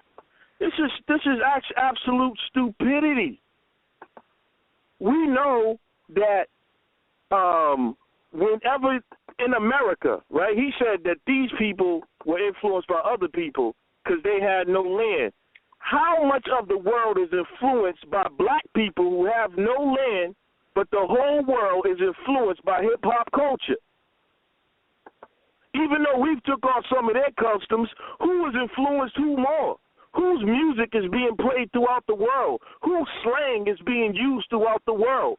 Who's being imitated throughout the world? Is it not the black people in America? Without land or state or culture, we would be considered nomadic in a way today.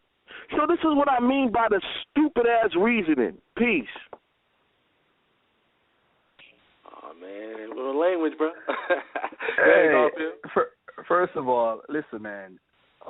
This Christian dude, you come on, you bark, you talk like you're intelligent, you're smarter than everybody. It don't work. Listen, ladies and gentlemen, ask this dude, if there's no writing, if there was a writing before the Septuagint, ladies and gentlemen, produce it. Where is it? How come the Septuagint exists, and it don't exist, if they copied it from somewhere? You have to study transmission history. This brother obviously don't have any knowledge about it. But it's just like if you study the elephantine papyri, The elephantine papyri, a lot of people like to lie. You talk about scholarship, they like to lie and say it's the Passover papyrus. That's nonsense. Nowhere in it does it say Passover. It talks about unleavened bread, again, which is a part of the oral tradition. Now, if you look at these people writing, they don't know nothing about Moses' law. They don't know nothing about the Genesis creation story. They don't know nothing about certain things that they should follow because they were polytheists. So if these people in Elephantine, who also wanted to build a temple outside of Jerusalem, which was also forbidden according to your Bible at the time, the temple to perform sacrifices, but that's another case for another time. But listen, ladies and gentlemen, your Bible that you believe in, no verse exists of the 23,145 verses before the 3rd century. He now says to us that it's a ludicrous conspiracy, whatever. How does somebody write a book of that volume without a reference? You have to have references, brother. They had Berosus.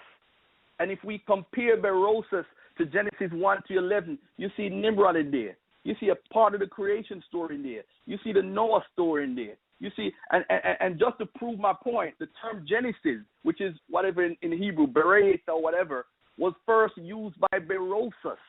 So the folks who wrote the Bible decided to call their book also Genesis. These books never existed. As a matter of fact, Exodus was written before Genesis.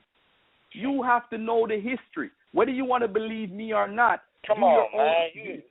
Hold on, listen. Hold on. When Lex was talking, you never stopped it, brother.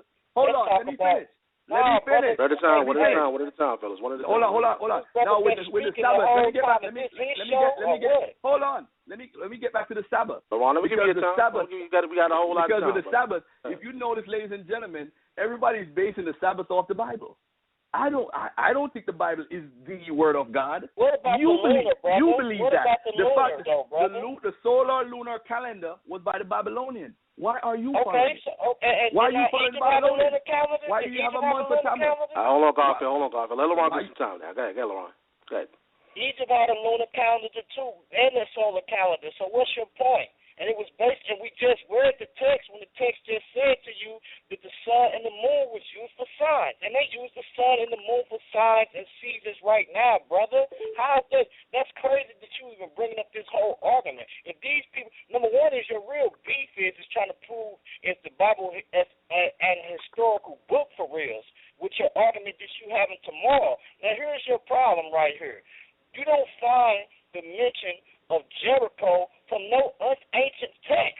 The only written mention of Jericho is in the biblical account, brother. Because it's made up. Hold on, let me finish. Stand by. Hold on. So, like Lex said, why would somebody need to come and make up something when they can just come and take your stuff, bro? Where is Timmy? It's history, bro. And you know why they history? Because the Most High said he was going to put them down, bro. And he put them down. And you know why he put them down? Because they was oppressing the people through a new world order knowledge that was given to them. That was given to them from the elite. And the first thing that they had was the serpent knowledge. And the serpent knowledge was you should be as gods, knowing good and evil. That was the new world order that they set up, was to disobey God to regain knowledge of the gods. So we see now that these people went into Kemet and oppressed the people through that knowledge, brother. Number one, that's what we see taking place. Number two is this. We see this stuff going on all over the globe to where the elite is oppressing the people through the empires. Somebody typing in the background of them. All right, Garfield, stand by. I got to take some more of these callers now. Hold that thought. Once again, the number is 646-716-7320. This is your time, guys. You can chime in at any given time. I see we have a lot of people standing by with questions. So let me go to the people. Let's go to 706-956. You're live in air. I just want to say one thing. I wish I would follow a book to where the author, the first book he wrote in 1587 was on demonology. King James. Look it up. That's all I got to say. It's a wrap. All right. LaRon, you can reply, guys. Yeah, first off, number one is the Septuagint and the Masoretic text predates the King James Bible any day. So what are you talking about? You know what I'm saying? We got biblical texts that go way back to and verses that go way back to 300 BC and before BC. So, what is your premise? What does King James have to come along do with translating the Bible into English? Had to do with it being translated from Greek in the first place? What is that? What? That's kind of silly. What you just even asked and said when these people actually predate King James and was going through and these people was going through getting killed, catacombs, and Christians getting killed. So what are you talking about? Religious state of mind. That's all I have to say on that. Just a religious state of mind. Refuse to see outside of the scriptures. Refuse to see outside of what is written from King James. That's his version. That's why it's called King James Version, because that's his version. Well, she said that's his version. Okay, now watch this. We have the Dead Sea Scrolls and also the Masoretic text and the Septuagint that predates King James that lines up with each other with the King James. So what is this? It still can't prove to me the Sabbath outside of the Bible. I'm not able to show my children the Sabbath outside of the Bible. I got to get him the faggot King James. I got to give my children that. No. And listen. No. Number one, it deals. You talk about a faggot, right? But you let your children listen to all this music, which I don't. I homeschool my children. I do not. I homeschool my children. And then you talk about a faggot. What do you give them? You give them Kemet? Because we know they was dealing with homosexuality. You know what I'm saying? What's up with that? Read, study, bro. Study outside of them scriptures. Study outside of that Bible. Exactly. It's not even no scripture. Study outside of that Bible. What's up with the homosexual story? And I got pictures. I appreciate the call, Garfield. You can reply real quick. We got to take some more callers, though. Go ahead, Garfield. Listen, you can't. Anybody want to say homosexuality is in Egypt or in any culture? Listen, man, you can't tell what's going on behind anybody's bedroom at any time. LaRon could be screwing Lex for all I know. So at the end of the day, I leave that alone. To each their own. I'm against it 100%, but to each their own. I leave it right there. You want to talk about Kemet? I don't know how Kemet get into the conversation. She needs to study a little bit more, man. I have no idea. She's talking about King James. When we have the Bible being translated down, we got text that predate the King James, and then once the Dead Sea Scrolls was found, it lines right up with the King James. So what is this sister talking about, man? This dude didn't write this. When you talk about let me break something down real quick before we go on to the next caller. Number one, black people don't understand terminology. First off, when we talk about version or when we talk about authorized by King James, whenever you put a book out, the book has to be authorized first off for you to put it out, and it has to be published first off. Now, whether or not you want to get the book edited or whatever the case may be, that's your thing. But number one is this. When we talk about the language, and we deal with a language, they were speaking a different type of English during that time, so they printed a version dedicated to the English that they were speaking that time. So this sister don't even know. Just because you see something was authorized, it just means that you have to get it. You needed authority to get it authorized. In other words, you couldn't just go and get it done. You have to get it approved to get it done before you can put anything out here. And that's just how it is, man. You go publish a book and you just throw it out there. Let me respond to this real quickly. Listen, ladies and gentlemen, listen. We can be fooled by believers all day long. Nothing that this Bible produces, no other culture didn't produce. They have laws and commandments. Every culture had laws and commandments. You had a God, they had a God. You have different rules and regulations. They had rules and regulations. The point of the matter is, why don't we find history of these people who are called Israelites today? Why don't we find their artifacts? Why don't we find their Misha steel, their own Merneptah steel, their own David steel, Solomon steel? If this greatness happened, look at this, ladies and gentlemen, from a logical point of view. When King Hazel took over so-called Israel, which was Samaria, because no culture called it Israel, by the way. But that's another topic for another time. When King Hazel came over and ruled for 40 years, and he destroyed the town that allegedly Goliath lived in and flattened it, they noticed that all the buildings that were built by this dude here, King Hazel. The Teldan steel that people like to refer to is his brother, the Aramean King Hazel's brother, who wrote the Teldan and was telling a story. Where is the Jews writing anything? Where are they? these people, if you want to talk your culture, Apiru, and say that's the root of you, and leave out Nubia, and leave out Sudan, leave out Ethiopia, and claim Apiru as a people? Are you serious? Are you serious? Because let me say something real quick. Number one is this: where is Kemet today? Where is those African Americans or those native Egyptians that said they was building today, but still building straw huts? Number one, when the Caucasians came into Kemet and they looked at these, they said these people didn't build these pyramids. These people are still eating off of doodle patties to make fuel. You know what I'm saying? These people still building huts, are still indigenous and don't know nothing about math or science. So number one is this: if you ain't building today, was they building back then? No, them is not the same people. Number one is this, and another reason is this: they was dealing with an elite system. Those people was enslaved and was caused to build back then. Those people didn't want to make the pharaoh or get charged 10% for their land, and that stuff was free to them. The pharaohs went into those people's land and took their gold and took their economic resources and dealt with them in a political manner to where they tore down those lands. So if you're building an argument with that, y'all need to show me that y'all was building pyramids, because y'all ain't built nothing since then. What y'all doing now? What is Kemet doing now? Nothing, man. So your proof is not even valid. All right, my brother. I don't know why you keep bringing up Kemet. What does Kemet have to do? Yeah, I apologize, my brother. I knew you was asking the question. But we got to take some more of these callers. Let's go to the next caller. Let's go to 252-883. You're live in air. Peace, Brother Sal. This is Brother Raheem representing New York. Peace to LaRon and Brother Garfield. How y'all doing? Peace, brother. Well, basically, LaRon's an intelligent brother, but Garfield did his thing.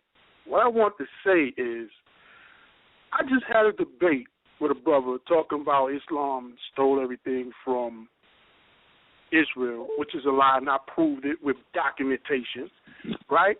And now the brother Garfield is showing history, because I got some of that stuff he has, so I know what he's talking about.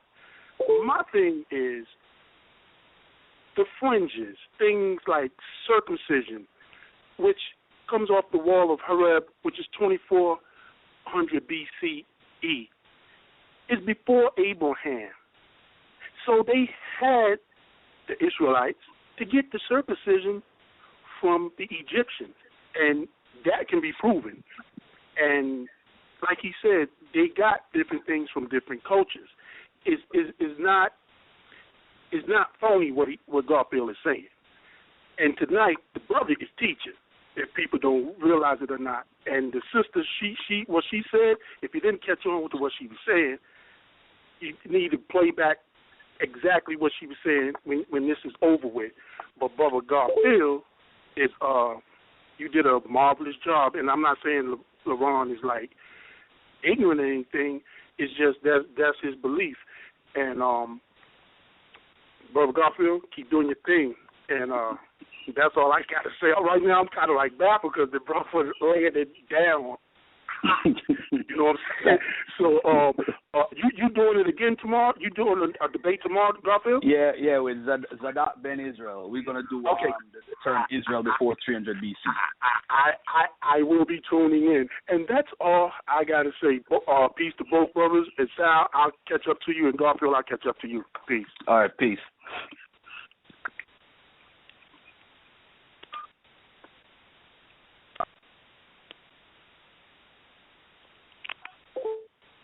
Is the mic open?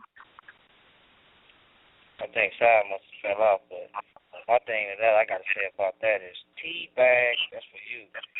You getting tea bagged over the Raheem. Stop playing games with it. But anyways, yeah, this brother, when we talk about why you got to be tea bagging though? Why you have to? Why you just can't? Hold on, I gotta listen to Mikael. Am I still on? Am I still on? Yeah. Hold on. Brother LaRon, I'm a Muslim. I didn't disrespect you, and when you say things like that, I don't take kindly of that type of terminology when we're supposed to be scholars and we're talking. So if somebody agrees with your side Brother Garfield is not doing anything to be like disrespectful. You just had a debate against somebody, right? Dealing with was Islam or was Islam basically? Right. But I didn't say Bible, right? I didn't say nobody was teabagging or I disrespected. You had a debate, right? So you coming in biased from the get-go, from the first place, because your main premise is against the Bible. So let me deal with what you said first off. When you talk about circumcision, or when you talk about the different things, let's talk about how Egypt circumcised, right? How did they circumcise? It wasn't the same as Israel. Did they circumcise on the 8th day, right? So who all was circumcising at that time? Was Egypt the only people circumcising? Was there other people circumcising?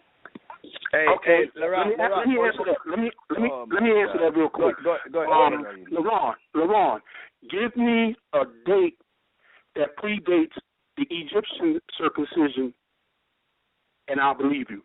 And that's all I got to say right now, if you could do it. No, I'm asking you, was there other people circumcising? Yes, I just told you Egypt was circumcising before Abraham came on the scene. Brother, listen, I'm telling you, was there other people circumcising outside of Kemet? What is the tradition? Yes. Brother LaRon. Let me read it from Herodotus. So listen, was they circumcising on the 8th day? Because as we see, was they circumcising on the 8th day? You see, this is the problem, LaRon. Because of the 8th day, you don't want to give Egypt credit for circumcision? What type of ludicrous? Exactly. Evidently, there was you better than this, B. Everything there was an oral tradition that was passed down. In other words, when the most no problem, bro. I agree with you. Even Herodotus said the Colchians, the Egyptians, and the Ethiopians are the only races which, from ancient times, have practiced circumcision. The Phoenicians and the Syrians of Palestine themselves admit that they adopted the practice from Egypt. No other nation used circumcision, and all of these are without doubt following the Egyptian lead. So Raheem is right. All right, so hold on, brother. First of all, when we deal with Kemet, right? We deal with the Nakata II period, right? Oh boy. Are not those people in contact? From Mesopotamia that come into Egypt that teach Egypt knowledge and give them a culture? LaRon, all I'm asking you is to prove to me. That's what I'm asking you, brother. Where did they get their information from? Did not they? For instance, when we talk about. Hold on. Let me answer that question. Let me answer it. The Egyptians, as Wallace Budge has already proved, said, and Herodotus said that they got their culture and everything that they practiced, the rituals, from the people of the South. Who was the people of the South? Before they became Kemetians, which Kemet, Egypt, wasn't even on the map. It was a marsh. The silt from thousands and thousands of years put that land there. They said they came from the South. Right? Hold on. They said they got their culture and their creation story, okay, which created two people on a potter's wheel, okay, which is God Khnum. They got their story from their ancient people that was before them. Before them was the Bardarians, and before the Bardarians was the Kusha Dwipa.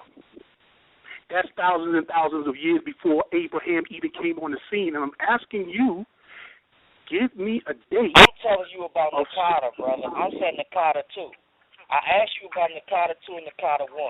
We have Asiatic. Hold on, brother. We established. That's what I'm telling you about a culture. We got Nakata 2 came into Upper Egypt, right? We found the cemeteries in Canais in the Eastern Desert, right? Would you agree with that? So Nakata 2 and Nakata 1 was two different people. One of them was the fathers of Seth, one of them was the fathers of Horus, right? So when they come in, Nakata 2 come in with ideals, but it was Mesopotamian contact with the Nile Valley natives. And they brought certain things to the Nile Valley. One of the things they brought was the pear-shaped mace. We talk about that all the time in the group, which is in the 4th millennium BC. You don't see that pear-shaped mace until the 4th millennium BC. So we know that there is contact with Mesopotamia because this mace is found in Mesopotamia. The Nakata 1 period, they uses a diphthongate. So one contact between these two people, of the Mesopotamians coming into the Nile, they bring new ideas, which is the proud ships that you see now, it originated in Mesopotamia, right? So these are things and concepts that originated in Mesopotamia that came into the Nile Valley civilization and started off in the East. And not only that, LaRon, before you go on, I agree with you. Egypt influenced people as well as they was influenced. We was talking about circumcision. You went way off the topic. So what do you think circumcision? That's what I'm telling you, brother. When they came in, they the ones who brought in the actual religion and structure of Kemet in the Nile Valley indigenous natives now. Why do you think the pharaohs attached beards to their face? Because they was giving honor to the Mesopotamian brothers of the East. The whole story of Nun Ki, of the mighty place of Enderu, when their temples face to the northeast, deals with them looking to the northeast and facing their temples to the northeast to give honor to the Owl of Flame, which is Nun Ki, or the mighty place in Mesopotamia, bruh. In other words, God was born in the east and they died in the west and went to the underworld to be back resurrected in the east as the sun, which rose in the west. Sun set, and also, guess what? Heru, horizon. So these two. Yeah, LaRon, I apologize, brother. I'm kind of pressing for time. I got to go to the next caller. Once again, it's Debate Talk for You. You know that number, 646-716-7320. Let's go to 925-457. 925-457. Oh, yeah, man. I'm here listening to the program. A lot of good information coming from both sides. But in reality, you know, the bottom line is like Garfield was on the subject of the Sabbath, what he was saying earlier. Hey, man, if you go into the Bible for your source, at least explain from what the Bible says. When was the Sabbath day instituted? I haven't heard the guy, LaRon, say when the day was instituted. And then you're going all the way back from when they left the land. You know, you can give a date, but you're going from creation to when they left the land out of Egypt, supposedly, and saying, you know, at some point between there and there, it was held in tradition that the day was established. That right there doesn't make sense. So they was given the Sabbath day when they left the land, which, you know, it depends on how you look at it. It was to say 3,000 years later after it was instituted on creation. And, you know, when you put it all together, nothing they're saying is making sense on that end. When they're talking about the Septuagint, you know, it's the 70. The 70 men wrote this book, or 72, whichever tradition you use. What did they translate it from? So 70 Hebrew books that they translated from? I mean, where are they getting their information from? Then you look into the language, the Hebrew language. It didn't exist until, the 9th century BCE. There's no records, no artifacts, anything of that entire language. You put everything together, what you have is a wonderful work of, a Lucas, creative work. You're talking about people can't make up stories like that. We look at these stories from Star Wars to The Hobbit, Tolkien, all these stories. We see these stories all day long, So now they're saying that you can't put it together in a book the way they did in the 4th century. Well, hey, they're doing it right now in the 20th century. They were doing it back then. It's all a smoke screen. It's time for y'all to get out of the clouds, wake y'all asses. Wake up from the dream you guys are in. Stop trying to steal somebody's history. You guys, all you are, the black Christians, trying to be something you're not. Get out of that world, man. Get out of that world. And then you can figure out. I apologize. LaRon, you can reply? Go ahead. Yeah, this brother, he talk about trying to steal somebody's history. And this brother say that these people, they kill me because they say they built the pyramids but ain't building nothing today. if you build the pyramids and have some type of knowledge, please build today. Please build something to get yourself up out of your oppression. Show me, we're on this phone right now doing blog talk, and this is something that was created by your oppressors, right? So can you show me something that you can build today if you was the people that built that stuff back then? Show me that. You can't show me none of that. But does that make your ancestors not relevant, or them not being in history? No, it does not. You know, just because we see you guys not building that stuff right now doesn't mean it wasn't your ancestors. You building the same case that we're building. I'm telling you that there is a conspiracy in the elite that has come in, and this elite that has came in has distorted information for us dealing with what you guys are talking about, and for us dealing with what the biblical text is saying. And we see that the biblical text is saying that these people was a people. Why would they come now to make up a history when they could have just came and took your stuff, like they already did? Like when you see, what are you going to do? Are you a threat to them? Why do they need to make up a history or make up something where you're not even a threat to them? They can come and take your stuff like they have already done. What you going to do about it? You're not going to do nothing about it because you can't do nothing about it. Where's the science that you had that was yours? All right, let's let Garfield jump in. First of all, if you listen to what the brother said, the brother never said anything about Kemet. He doesn't know what the guy believes in. What LaRon has been doing all night, ladies and gentlemen, is mass distraction. He doesn't want to deal with the facts. I have been stating the whole time, yes, the Babylonians had a 7-day week. They did follow the lunar solar calendar, and now the Hebrews follow it. So when you celebrate anything, ladies and gentlemen, you're actually following the Babylonians, who your Bible was against. So that's the hypocrisy I want to bring out. Now, the next thing is, I want to make it clear to everybody, the worshiping on the 7th day as a rest day comes from Babylon. Nobody has proof. And I asked him at the beginning, when I made my opening statement, I was real harsh and I got to the point. Brother, show me a reference where people are following a Sabbath before 600 BC. Show me. He has yet to show me. He's gone way to Nakada in Egypt, way to do the most, Manitho. Brother, just show me that. I'm going to give the people one example what the biblical writers did, just to make the point what the brother was making. When the Persians destroyed the Babylonian Empire in 539 BC, a Babylonian scribe known from the Babylonian cylinder seal wrote that Marduk, the god of Babylon, raised up Cyrus of the Persians to destroy Babylon and his people because they sinned against Marduk and forsook his temples. A 9th century BC Moabite scholar speaks of the historical event where Omri and his son Ahab conquered the land of Moab. But the Moabite scribe also claimed that Shamash, the god of the Moabites, allowed Omri to conquer his people because they sinned against Shamash. When Cyrus conquered the Babylonians, he allowed the Jews in captivity to return home. But a Babylonian archive claims that Marduk, also the Persian god, also allowed the Jews to return home. Yet both Isaiah 45 and Ezra 1 claim that it was Yahweh's doing.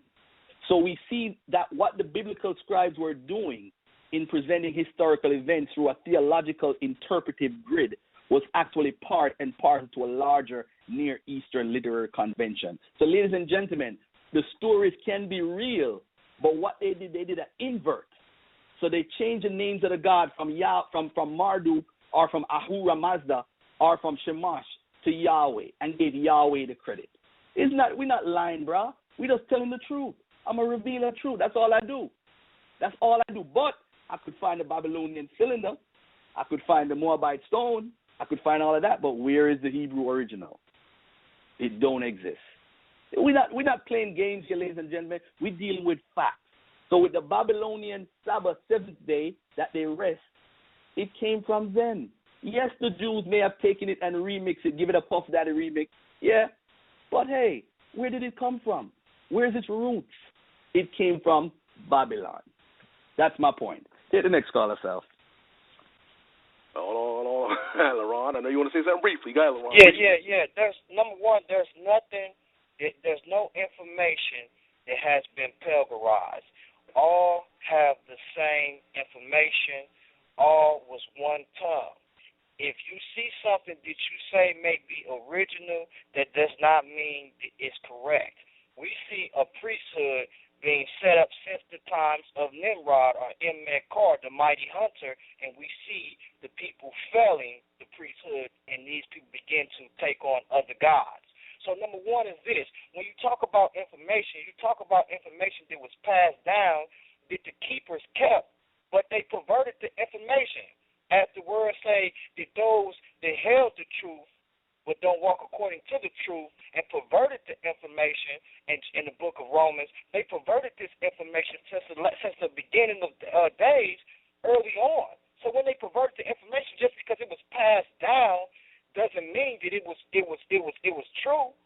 When Moses came along, he gave the truth of the matter, and not only did he give the truth of the matter, he demonstrated, as Manito said, a blast of God smote Egypt, and Israel walked up out of Egypt, and we can debate that all day long. When you want to talk about Duty Mose and the 13th dynasty, you never mention a response to that.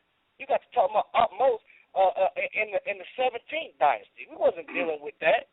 When these are two different people, what about Manito's account of the 13th dynasty dealing with Duty Mose or Tuti Mayas, which a blast of God smote Egypt, and they walked up out of Egypt, and the Jesus came into Egypt. Let's tell Sam the Bible.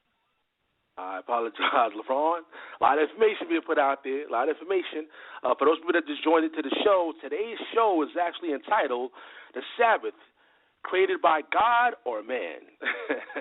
The Sabbath, created by God or man. I know it's a lot of extra information out there, but, you can utilize it and put it towards your studies. Once again, the number is 646-716-7320.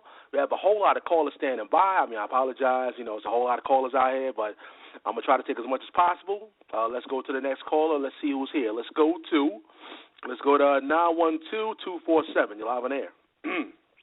King, shalom, Israel. Hey, shalom. Shalom, how y'all doing? Everybody good? Peace, brother. How you doing? Peace. Well, firstly, I'm Yasha ben Yisrael. Some of y'all might know me. If you do, shalom. If you don't, hey. So we're talking about the Sabbath day. And I'm going to prove it really simply, okay? We know that, as the brother was explaining, can everybody hear me just to know, just so I can understand? Yes, sir. Loud and clear.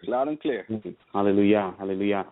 So the brother was commenting about they took another people created a thing and took this information and gave credit to Yahweh for it, and he didn't do it. Well, that's incorrect. I'm going to show you why. If you go to Shinar or Babylon's name is called Shinar. I was a soldier in the military. We deployed to a place called Iraq. Iraq is Babylon, called Shinar. There was a king called Nimrod, the mighty hunter. Nimrod had a kingdom and a calendar that was based off of a prophet named Hanok or Enoch, a 364-day perfect calendar that comes from a book called the Book of Enoch that 90% of the world says is one of the oldest books of prophecy ever. So what I'm saying to you is this. Nimrod had a kingdom called Shinar in Babylon. All of his subjects in this kingdom spoke only one language, Genesis, the 11th chapter. Now, the whole world was of one speech and one language. Now, it was a Babel that happened, and all of the languages split. But every single language, hallelujah for your word, Abba, every single language has a rest day in it called Sabbath or Shabbatan or any other variation of this word for the last day of the week. Check it. Google it on your phone. Everybody listening on the phone to it, Google it. Google what the word Saturday means in Sabbath. It means rest. Every single word in every single language, when it explains the seventh day, calls it a rest. Because in Genesis, at the beginning of the world, before there was a Nimrod or whoever else, there was the Father named Yah. He created the world, and the first thing he did after them 6 days was set apart one day. And every single language in the world calls this day differently, but yet they call it rest. That's the first thing. Second thing, Google it on your phone. Every single country in the world has a proof that there was a ship and a man named Noah and an ark.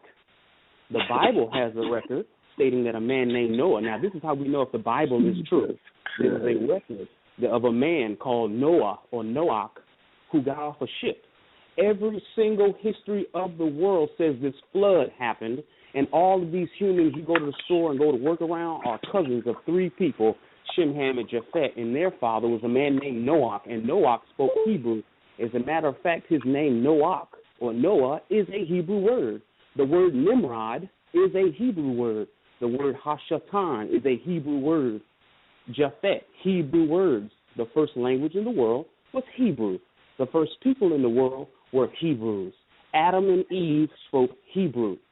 So what I'm only saying to you, brothers, is the word for rest in every language is Sabbath or Sabbaton or anything that's going to do with the word rest, which is in the Father's book. He put the Sabbath day in every man's language, and it has been the same forever. So all people agree that the Bible is real. All the people agree that Noah is real. All the people agree to this. We know and agree that Nimrod spoke Hebrew, and that then there was. I apologize, brother. you gotta run out of time here, brother. All right, Garfield, you want to reply? I know you want to reply, Garfield. Go ahead. Oh boy. Oh boy. Do I really want to say this? Listen, ladies and gentlemen, listen, man. Garfield studies history, archaeology, external evidence. I've been a Christian for many years. I stopped following Christianity. When somebody comes and says the book of Enoch, they have no knowledge. You don't know what you're talking about. And let me see what LaRon, I was going to say let LaRon respond first. Because if LaRon responds to this, brother, I know what LaRon's mindset is. He'll be just as crazy. I'm sorry, brother. I'm not trying to call your name. But what you said was just so crazy. Because the book of Enoch, ladies and gentlemen, is several books. And they're dated between 100 BC and 300 BC. So it falls into the same category as the Bible. Nobody knows who wrote it, when it was written. It's just a book that's written in the history and for the time that it was in. So if somebody said Enoch was written and that he said Nimrod and that is proof, how is a book written 3,000 years or 2,000 years later proof of what really happened? Are we in a different galaxy right now? Are we really thinking, ladies and gentlemen? The book of Enoch is just as fraud as the Septuagint is. It's man-made history. Man wrote it. No inspired man wrote any book. Man wrote the book. Stop the foolishness. And about Noah, in every culture, me and Brother LaRon went back and forth about this already. Listen, ladies and gentlemen, it's a lot of speculation. There's a lot, because I could go to Jamaica, and Jamaica have a flood story, and I know Jamaica didn't mention no Noah. I could go to Cuba, where my father is from, and I know he ain't got no damn, sorry, Sal. And we could go to China. China don't have no Noah in their story. Come on, brother. Don't come on here and bring misinformation. I'm going to reveal the truth. If I'm wrong, and LaRon has checked me many times on his show. If I'm wrong, LaRon would testify that, you know what, you're right, brother. I don't deal with lies. If you're going to come on a show and quote from the book of Enoch is not an original writing. You don't even know who wrote it. So how are you going to say that this book is true? So why the books in the Persian history, Ahura Mazda, why we ain't serving him then? They say they have the word of God too. And they have stories and all these traditions. Why don't we worship Marduk? Don't they have a lot of written tradition too, talking about he's God, he's the one God? Come on, brothers and sisters. We got to use common sense. This is a pooling of the stories. Pooling. People take writing for the times that they're in. We cannot use these books as historical because it's based on a tradition. We don't know if it's true, false, or what. Now, as far as the story, I do believe a flood happened. I believe that a flood happened. But I don't think a flood happened globally. I believe it happened locally. And when it happened locally, LaRon would testify about Egypt and the flooding and all that stuff. He'll get into all of that. But I believe one of the flood stories that's in Mesopotamian history, I believe it happened. That's a whole other story. I have information about it. I don't want to get into that. My bottom line is, brothers and sisters, how could Enoch be a testimony for if there's a Sabbath or not? If it was written 300 BC, between 100 and 300 BC. As I said before, provide proof, ladies and gentlemen, that a Sabbath existed before 600 BC. I am not saying that the Babylonians did exactly what you do, but they don't partake in things on the Sabbath. Like I won't partake in things on a daily basis because I don't believe in a Sabbath. I just live a good life. I try to live a good life every day and follow the laws and the commandments. So now that means my Sabbath is every day. I believe I should treat everybody the way I want to be treated every single day. So at the end of the day, Sabbath was created by man. Nobody has been come on the ear instead of religious zealots and prove that the Sabbath existed before 600 BC, before the exile. That's when it's documented that they are following the Sabbath. They're not going to follow the exact same thing, LaRon. LaRon, if you teach 2 and 2 is 2 plus 2 is 4, I'm not going to come back and teach 2 plus 2 is 4. I'm going to say 3 plus 1 is 4. And that's what the Bible says. Well, it's come on, man. Odd. Well, it's mighty odd that we're still doing the Sabbath day today, rather when you're dealing with jobs and all types of stuff just as well. And when you talk about the similarities in the culture, that just lets you know that the world was of one language. And when we talk about dealing with Nimrod in that car, that lets us know that the world was of one language. And and we must realize that how can something be pilgrimized if the world had the same information? Now, the confusion of the tongues caused people to disagree. And when they disagree, they separated and they start having disagreements on which God was which God because of the languages. For instance, some people call Nimrod Osiris in Egypt or Asar, or some people call him Baal. So in different parts of the world, he's called something different, but he still stands for the mighty hunter all over the world as depicted in our constellations. So we still know that this character is of real and importance because we see this character similar in all nations. So when you get to talk about the Noah's flood, that it was globally, that it wasn't globally, well, you have to explain the separations of the continents from Africa, from the North Americas and South Americas, and the oceanic seas just as well. You have to give account for that because there's plenty evidence of a worldwide flood or something catastrophic that happened in the future. For instance, they found mammoths with tropical food in their mouth. Now, how can that be?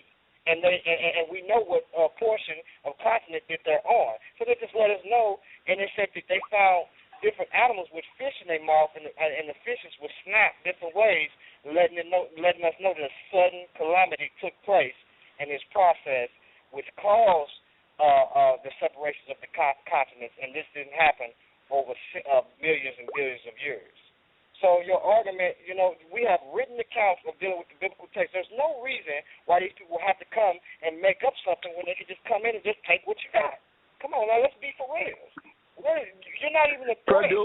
Hey, let me ask you a question. Let me ask you a question right now, LaRon. We're not going to get into an argument. When was Nimrod alive? When was the date of his? When was he in existence? We have probably doing about 30. I'm gonna say 37 to 35, 33 BC in that area. All right. So now, I'm gonna say who was? Okay. All right. No problem. Now, did Nimrod born before Ham or Ham before Nimrod? Nimrod was after Ham. All right. Nimrod so when was? All right. So how many years was Abraham before Ham or Abraham before Noah? You said how many years was Abraham before Noah? Yeah, before Noah, before the flood. How many years was Abraham after the flood? I'm not sure. Probably about 100 to 2 years in that area. I'm not sure. So you're saying that the flood happened around 2700 BC then? That's what you're saying? No, it couldn't have possibly happened before then. It couldn't have happened during that time. It had to happen before then. Before when? What's the date of the flood? Give me a date of the flood. Give me a date of the flood. We're not arguing. We're not arguing. Listen, I'm going to give you dates to what I know, to where I can stick. No, I'm not arguing. LaRon, I'm not arguing, brother. I'm asking you, when was the flood? When was the flood? Just give me a date. Let me give you this date. In the the Gabal, El Barak knife, right? Okay, we have a knife, and on this knife, it has in that car. And this knife was found. And the knife was found in the Nakata period, right? This knife, it dates back to about 3400 BC, in the Millennium period, right? Now, on this knife, it has on one side Egyptians on one side and Neolithic ships, and on the other side it deals with Nimrod, which is a mighty hunter, right? So how are these things associated with each other? So we know that Nimrod had to be back doing the mighty hunter because he's always seen mastering lions or mastering beasts. He always had, and he has a beard, and he's dressed down with a robe down to his ankles, right? So we always see him mastering lions, and this knife is in the 3400 BC period, right? So we see this knife. How is this knife associated? So the flood had to be before this knife, right? Would you agree to that? Because hold on. Can you just give me a year, please? I don't know. I'm gonna say the flood probably took place I'm gonna say about 100 years before 34 BC. In that area. So 3500. So the flood happened. So the flood happened 3500 BC. That's what you're saying. Around that time. Are you right? I'm gonna say the fourth millennium deals with from 4000 to 3000. In that area, that's when they have this knife dated. This knife is dated around from the fourth millennium down to 3000 BC. So you're saying like around 3500 BC was the flood. I'm gonna say from that area, from that area. All right. So now you're telling me now that between 3500 BC and ladies and gentlemen, time chronology and stuff. Me and LaRon don't really like the whole time thing, but we're gonna use the system that we have in place. 3500 BC, ladies and gentlemen, is approximately 5,500 years ago. Now, if you look at the chronology of the Bible, you're telling me now that Abraham went into Egypt. At what time period? I'm not sure. 2400 BC, because you're obviously following some of David Roll's stuff here, which is crazy in itself, but that's a whole other story. My brother, what you're doing, ladies and gentlemen, I want you to listen to what LaRon is saying. This is very important. 3500 BC, maybe the flood was. 3400. He said around 3700 was Nimrod first, then I think you said 34 or whatever. You caught yourself. Now, if Nimrod was 3400, was Nimrod 100 years after the flood? Yeah, Nimrod was 100 years after the flood. Nimrod was 100 years after the flood, right? Now, according to Samarian history, when was Nimrod born on their king list? And Makar, the mighty hunter? Mm-hmm. He's born around that time. And we have that knife. No. You got to be honest, brother. He was born 2600 BC or 2700 BC, according to their king list. So now you're telling me Nimrod is this guy, but yet still you're saying he's born 700 years earlier, according to what you're saying. This what I'm telling you. We can play with the chronology all day long. I'm telling you this. In that car, a knife was found. It's called the Gabal El Arak knife. You can look it up. This knife has an Egyptian artifact. It's an Egyptian knife, first off. It has pre-dynasty Egypt fighting with dealing with Neolithic ships and high-prow ships. This knife is dated to 3050 BC, right, in the Nakata II period.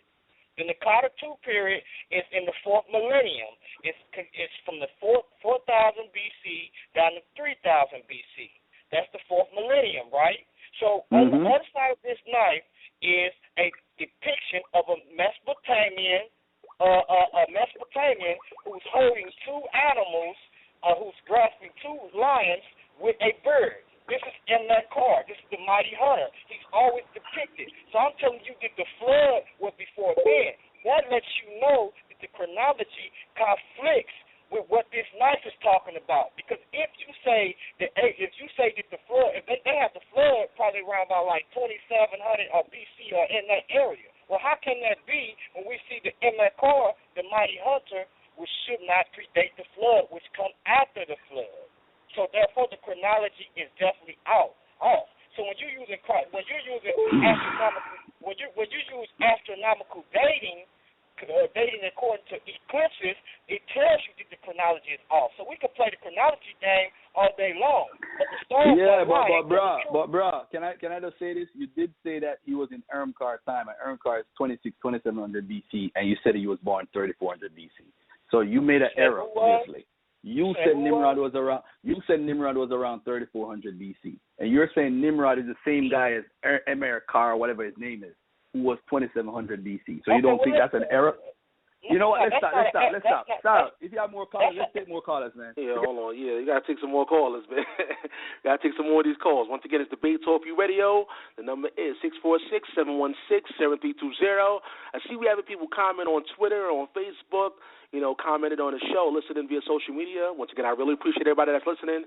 So via social media and via Blog Talk, and, of course, calling in on Skype or on the phone. We got to go to the next person, though. We have a lot of people standing by with questions. Man, I appreciate your patience. I know you've been waiting for a long time. Let's go to the next person. Let's go to 408-393. You're live on air. 408-393. You're live on the Big Talk Radio. 408-393. Hello? Hey, how you doing? Oh, what's up, Sal? What's up? Hey, I didn't mean to actually have a question, man. I was over here tuning in the debate. I must have hit the button by accident, man. But it was a good debate. Oh, man. It's a lot of good information going forth, man, between LaRon, Campbell, and Garfield. Garfield put out some stuff that I might want to have to study later on. But say that I again, don't know, man. I didn't hear you. You said what? No, I said you put out some information that I might have to look up. I mean, I don't know a whole lot about it, but man, it's an interesting debate. You know what, bro? Me and LaRon chop it up every day on his show, and he's in my group, Comedic Science versus Hebrew Israelites. So if you want to come there, join the group. You could ask any questions. LaRon is a good brother. I love him like my own brother. So we might hear us going back and forth. It's all love. It's not like these other debaters who just take everything personal and say, I ain't talking back to LaRon no more. LaRon calls me clown. Lex calls me names. They're still my brothers. It's just that we don't share the same belief, and I love the brothers. So let's put it out there. Go ahead, brother.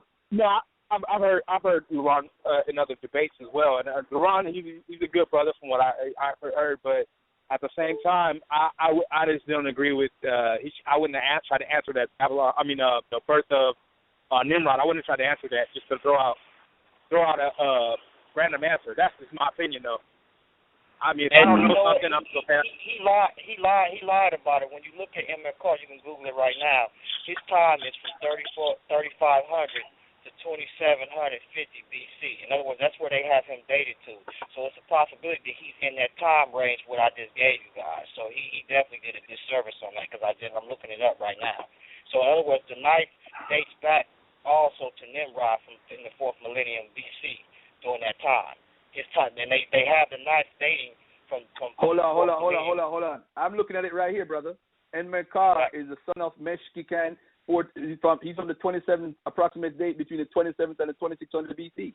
What are you talking about? Yeah, and I found if you type in Mekar, I find the I'm looking at the list, brother. He's from the first dynasty of Europe. And I'm looking at the same thing, brother. Type in Mekar. I'm not typing it in. I'm looking at the Sumerian king list. I'm looking at the listen. Sumerian king list. I look at it, and I'm looking at it right now. It's in my face. So you're telling me I'm not seeing what I'm seeing? Yeah, it's 2700. Ladies and gentlemen, don't take me and LaRon's word. Just Google Sumerian king list. Don't take our word for it, because we are both liars right now. All right? Sumerian king list. See for yourself. He's on the first dynasty. I apologize, man. We only have like 19 minutes on the air. I got to take a few more questions from the people out there. Once again, it's Debate Talk Radio. The number is 646-716-7320.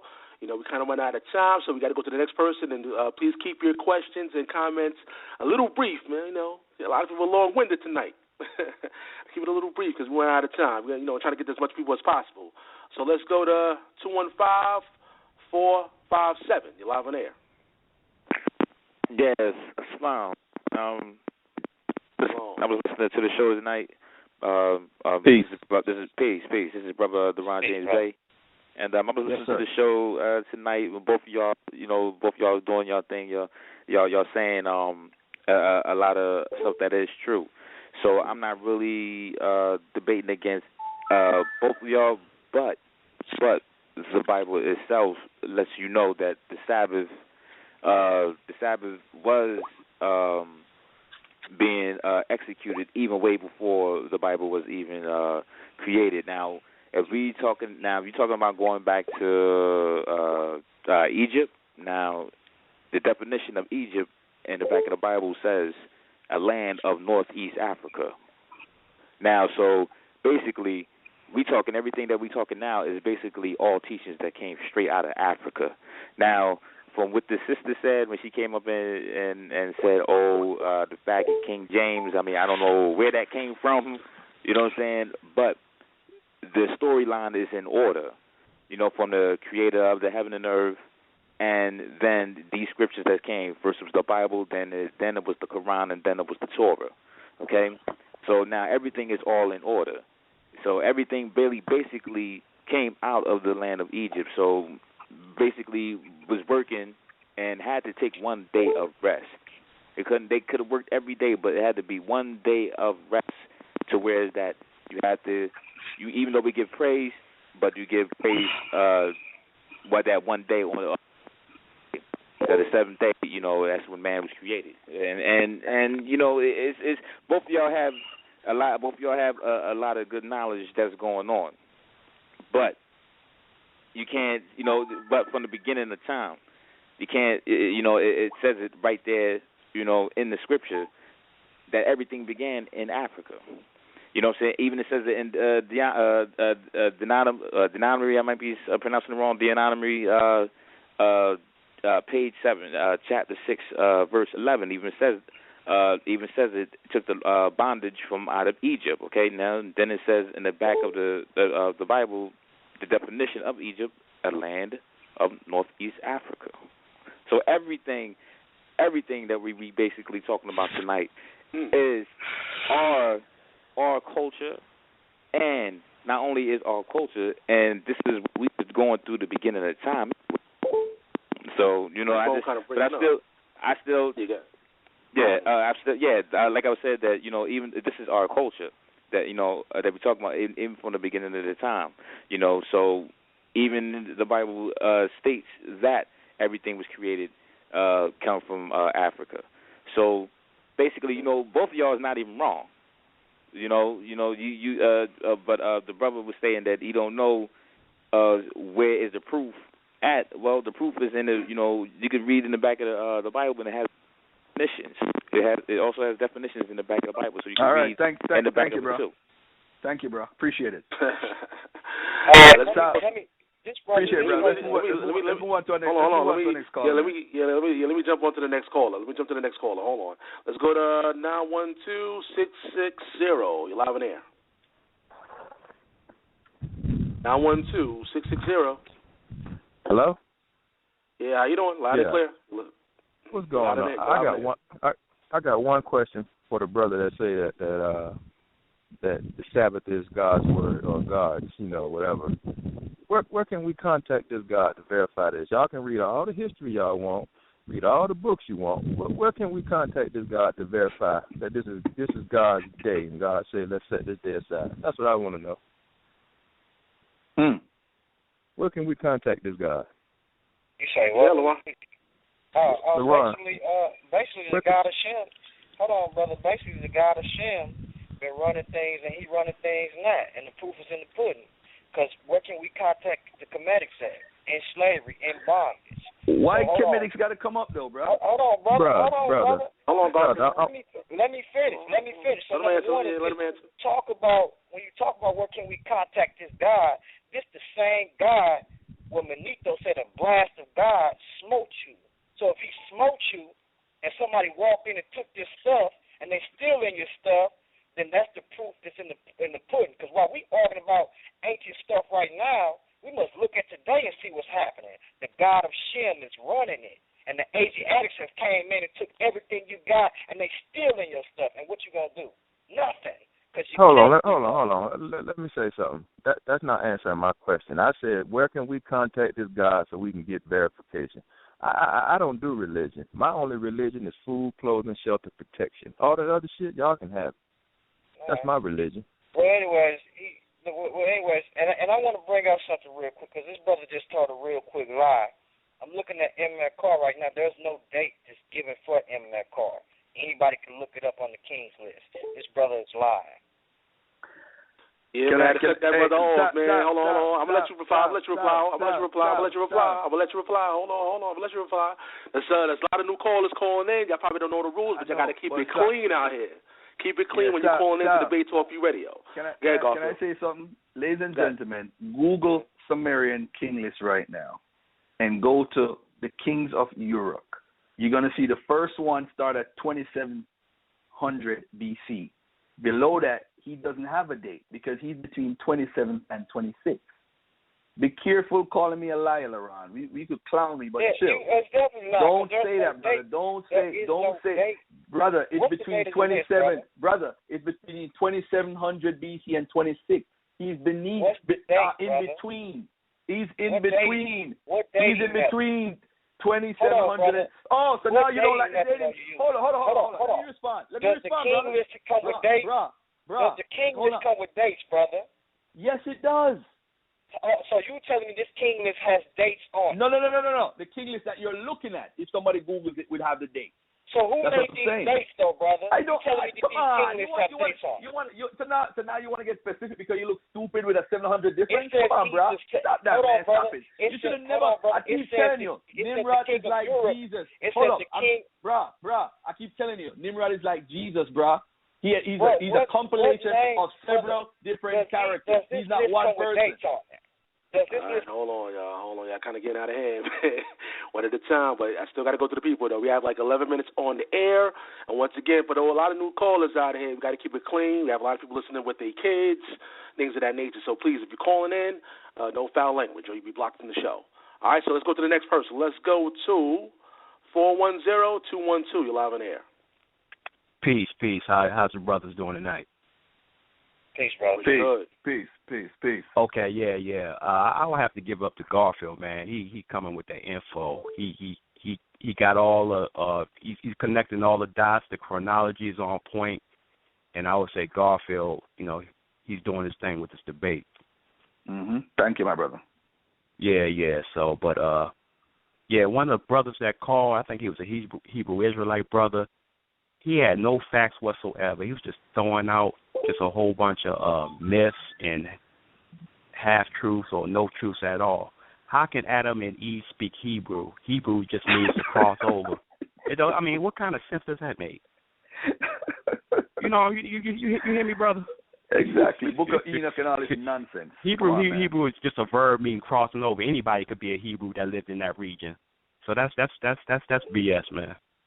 Yes, sir. Thank you, my brother. Appreciate the call. Sure. Okay, that's all I wanted to say. You can reply, LaRon. If you want to reply, go ahead, LaRon. Yeah, number one is this. Garfield, when we did this debate, he the one picked the topic. So I didn't pick this topic. Garfield was talking about this in the group. I never came to Garfield about this topic. I told him we could debate Daniel, the book of Daniel, tonight and get it in. Garfield backed up out of that. Garfield picked this topic out of manipulation, but it does not matter because when we're dealing with the chronology, we must understand that there is no actual BC dates, first off. BC dates are according to after Christ died and deals with before Christ died. Common errors, basically. So our whole dating system is built off of a chronology that was built in the 17 to 1800s, man. So when we talk about we building a history according to synchronisms of when these kings met in this time, there is no dates listed on these kings. Hold on, brother, let me finish. There is no dates that's listed on any one of these kings. We have built a chronology for these kings according to a list of order that has no dates on it and supposed to what we feel is when these kings reign. We built this chronology. So first of all, it's flawed, and new evidence is coming forth that it is flawed because it's contradicting the evidence is coming forth. So this brother, man,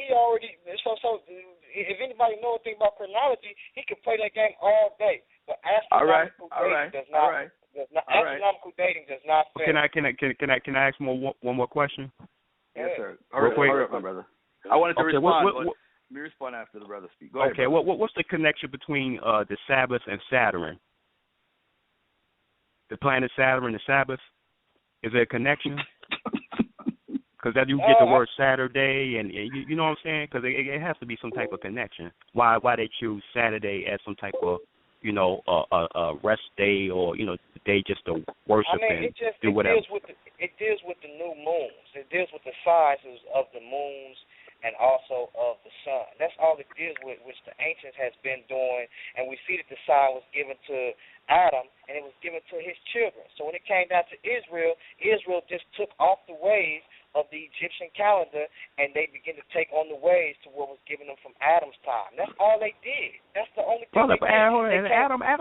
Adam didn't exist, brother. Come on now. Okay, I know you don't believe in Adam, and you really believe in Adam and Eve. You can say that all day long, Billy. You can call it the myth or whatever it is, but we know that when man became a self-conscious being and started to look on his nakedness, then we know that he began to start going into people's other land and taking what was in the next man according to what he looked on, which was his self and his nakedness, and covered himself. So the story has a reality to it. We still see these things going on today. We still see people looking on their nakedness and cover themselves with the elements of the earth, taking other people's land and taking other people's stuff. We still see this nature of good and evil, the self-consciousness in man to this day of leaving a state of God consciousness to be obedient to a state of self-consciousness. So whether or not you're going to say it's truth or not, it's still going on today. Hey, Sal, you got I don't even want to respond, man. I don't even want to respond. Yeah. Listen, ladies and gentlemen, I want to make it clear to everybody. The Bible has good things in it. There's laws and commandments I try to follow every day. I try to treat my brother the way I want to be treated. But the stories, ladies and gentlemen, we cannot claim exclusivity when the stories obviously. Look, I read earlier about the Babylonian cylinder, how they changed the name from Marduk to Yahweh. It is obvious. What is the proof, Garfield? Because the Babylonian chronicles, they wrote it down. And then their enemies wrote it down. The Persians wrote it down, and the Babylonians wrote it down. And they were enemies, and they agreed. When enemies agree, what does that mean logically? There must be some sort of truth in it. They don't like each other. Why? Hold on, bro. Hold on. I make you speak for 2 minutes, bro. Come on, man. It's not a debate. It's a discussion, isn't it? And then you complain about the topic. You should have said no. You shouldn't have complained. Why are you complaining? No, I you can't complain now. Yes, you are, man. Yes, you are. But the point of the matter is you were not able to produce a document that shows historically that a Sabbath, people were following a Sabbath before. So show me. Where is it in the Bible? Show me the original manuscript then. Show me the manuscript dated. Show me the manuscript dated from 600 BC, bro. Come on, man. Okay, listen. Hold on, brother. Show me the Kemetic text that you say that we stole from y'all. How do you know that it's being translated? What are we talking about, brother? Now? Hold on. Listen, brother. He's Kemetic the whole night. Listen, brother. The scrolls that you're talking about, or what you're talking about when we talk about the Rosetta Stone, the Septuagint predates it. The Rosetta Stone was made in 190 you know what? BC. So hold on, brother. Show me. Move on to the next caller, Sal. This don't make no sense. What are you talking about? Yeah, hold on, man. Hold on. We got like 4 minutes in the air, guys. We got 4 minutes in the air. I'm just going to take maybe 2 more callers, and after that, we're going to I'm going to let the brothers get like a little bit of final statements, to basically, give more information on what they're talking about with the subject. So, once again, I'm going to take 2 more callers, and after that, we're going to go on. Once again, I know a lot of you guys, talking on social media. I'll get a lot of responses on Facebook. A lot of brothers that's calling in. Let me just say this. A lot of brothers that call in, if I happen to cut your call off, don't take it personal, man.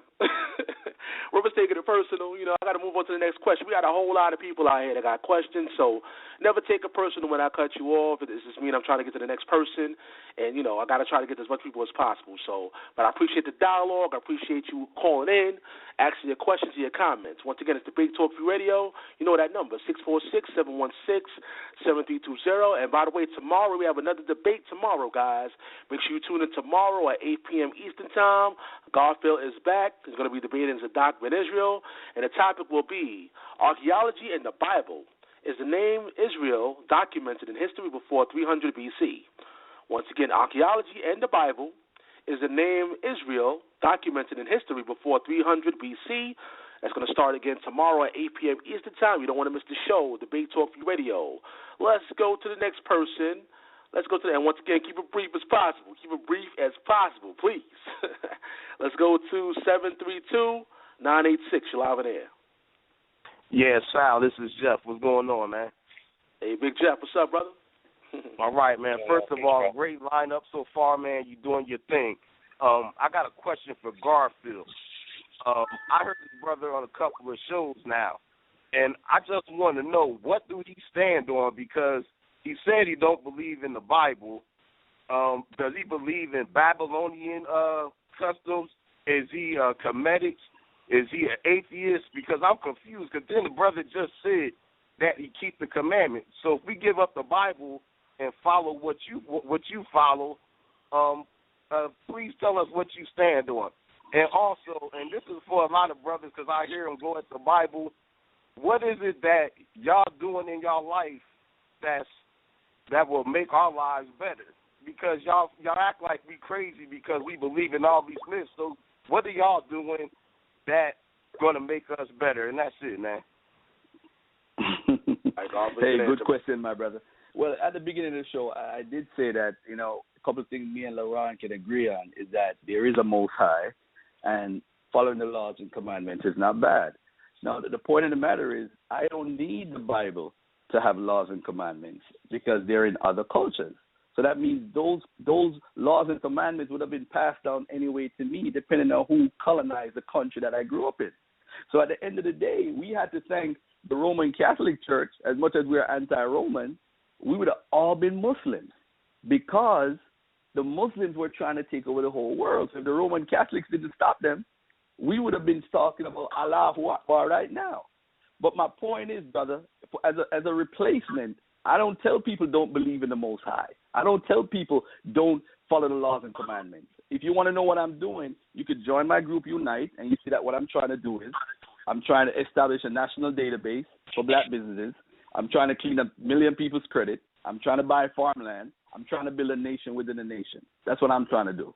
Now, as far as living a better life, as far as living a better life individually, I don't know what your life is missing, what my life is doing, but I try to treat my brother the way he treats me every day. So as much as you see me and LaRon back and forth, tomorrow we're going to be on the phone laughing about the Shabbat ben Israel debate.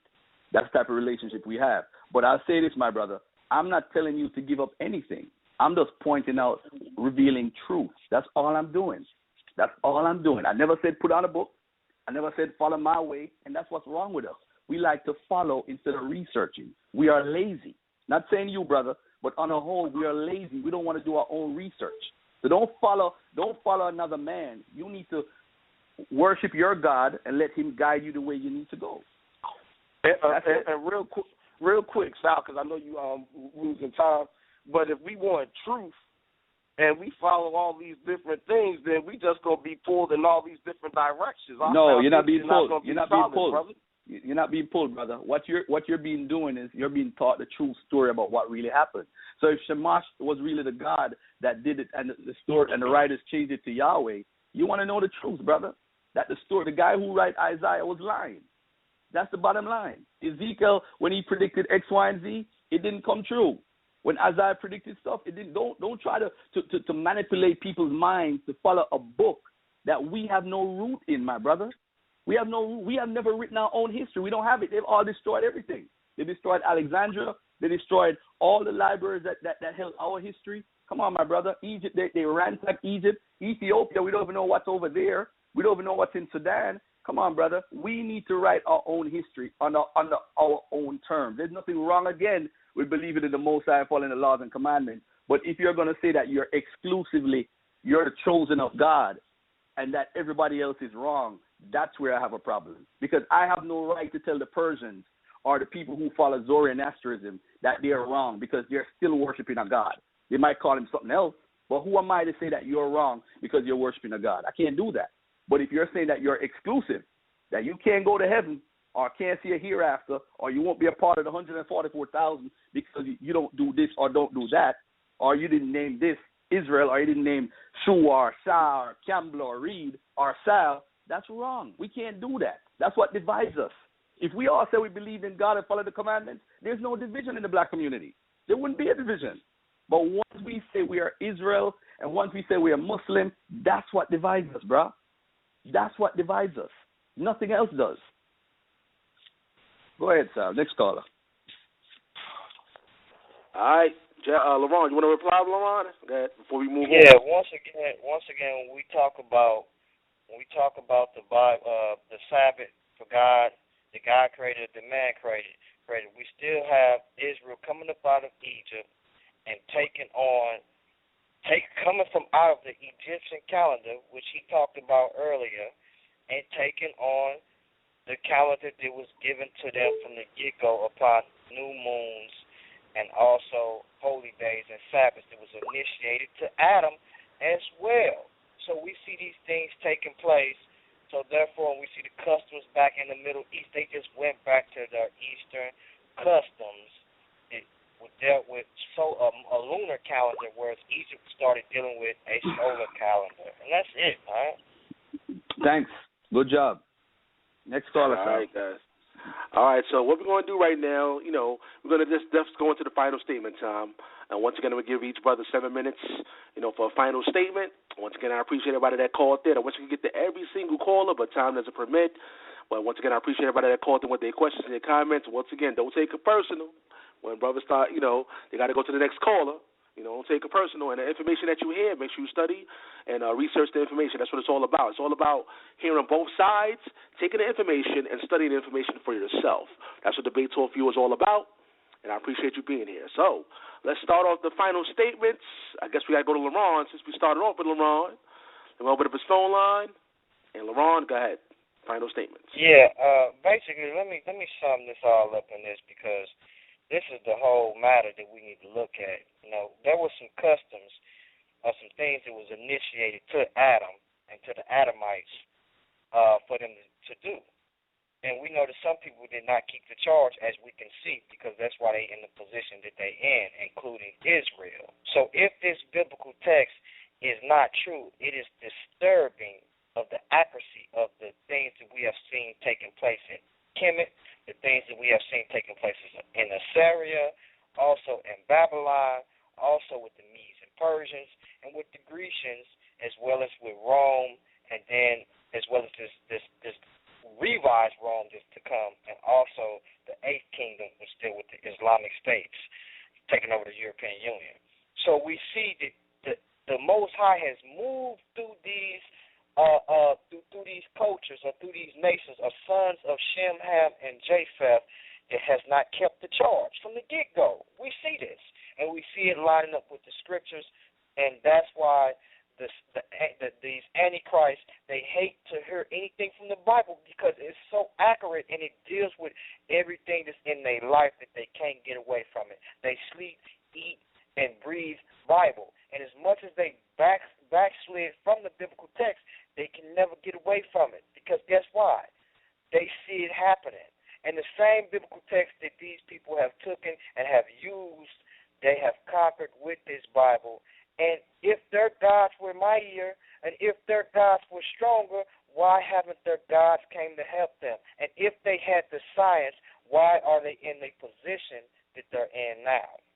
So once again, we see today as fact that if Shem is God and he's Lord and he's reigning and taking place and he's putting these kingdoms up and putting them down and allowing them to be at derision with one another, therefore he will establish his kingdom on this earth because the sons of Noah has not walked accordingly and has not walked upright as we see in the text. So, and as we see as looking at it now. So when we get into the book of Daniel, on the 29th, we're going to deal with this. The brother didn't want to debate it tonight because I'm already ready to get it in. And he has a debate coming up tomorrow, so we're going to check that out. But let me bring something out real quick so we can see what's going on. It says, for the wrath of God, this is Romans 1:18. For the wrath of God is revealed from heaven against all ungodliness and unrighteousness of men who hold the truth in unrighteousness. It says, because that which may be known of God is manifested in them. In other words, what may be known of God is manifested in the ancients, in Adam's descendants, in us also. It says, for God has showed it unto them. So God has showed us things, and we have not upheld the truth. So Moses, it comes down to Moses to uphold the truth, because the ancients prior to them did not keep the charge. And this is what we see during Nimrod's power, and this is what we see why the flood, by reason of the flood, came about, because we see the people did not keep the charge to obey the Most High, the Creator, and cut him off from being the source. So this is why we see our world degenerating today, as the Bible explains the origin of evil and everything that's taking place in this land as we see it today. These nations have been put up and put down. One nation has came in and went out. We see the men looking on his self-consciousness or looking on his nakedness and clothing himself with the elements of the earth at any expense, as the Bible says. So it is disturbingly and accurate that the Bible that you say is a myth, these things are actually happening. So with that being said, we see the lower nature in man and the goodness is in man, but we've seen him being overtaken and overpowered by the wickedness that was of the fruit of that tree, which is in every man today. So this brother, we've seen this stuff happen today. He cannot explain through the books of Kemet. He cannot explain through the books of the Babylonians in any other culture as the book of the Bible explains the state of man today. He cannot explain none of those things, but the biblical account best explains our world climate and the things that we are going through now. There's no other book out there like that. It explains there's no other book that explains the New World Order. There's no other book that explains artificial food production. There's no other book that explains prophecy like the Bible. There's no other book that explains history like the Bible. You wouldn't even know anything about Jericho. You wouldn't even know anything about the Hittites. You wouldn't even know anything about Nimrod except that you read the written account that deals with Nimrod and his events and the things that he did and how the world was of one tongue, which we know that has taken place. And with that, good debate. Well, it's not a debate, but a discussion. Some slick stuff was played, but it's all good. Hopefully people still got the info, and I yield my time. All right, once again, let the people know that probably call them later on about your radio show and where they can check you out. Yeah. Okay, you can check me out at G.Konsciousness Radio. We actually finna log on and do a show tonight. We finna deal with the Feet on Ground ministry or whatever they got going on over there, Black Power movement. The brother's been putting forth some false scholarship and some false information, so we finna go live here in about 10 minutes and deal with them. You can reach me at G.Konsciousness Radio, Blog Talk Radio. Also on Facebook, you can reach me in my group called Bust the Bible Like a Rifle. My Gmail is LaRon498@gmail.com. You know what I'm saying? And you can also reach me in the group of Hebrew Israelites versus Comedics. I'm in that group. I got some information in that group Garfield has not disputed yet. So he pulled a little slick thing tonight, but it's still all good. You know what I'm saying? The information still got out. Hopefully people get the information. So it's good.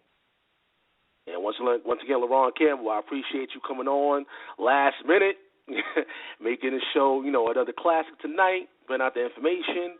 And once again, guys, you're going to be on right after this. So if you want to check out his show, make sure you go to www.blogtalkradio.com. LaRon Campbell, check that out. G.Konsciousness show, you can check it out. All right, so let's go to Garfield. We got 7 minutes for his final statements. Garfield, you can go ahead, brother. Oh, boy, never cease to amaze me. Ladies and gentlemen, listen. He said the Bible is right and correct. I said, I beg to differ. There are many contradictions. I'm not even going to deal with that right now, but I'll say this, though. The book of Joshua preserves two traditions, one claiming that all the Canaanites were exterminated, the other claiming that they were not. Two versions of Saul's death.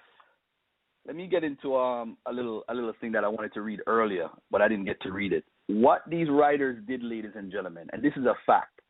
You can go and look at Assyrian writings from the 700 BC. It still exists. And these people have their stuff written in stone. We don't have any Bible to confirm whether this is right or wrong. So this is why these guys, they'll get mad at me for pointing this out, but they need to ask themselves, is Garfield telling the truth? Listen to this.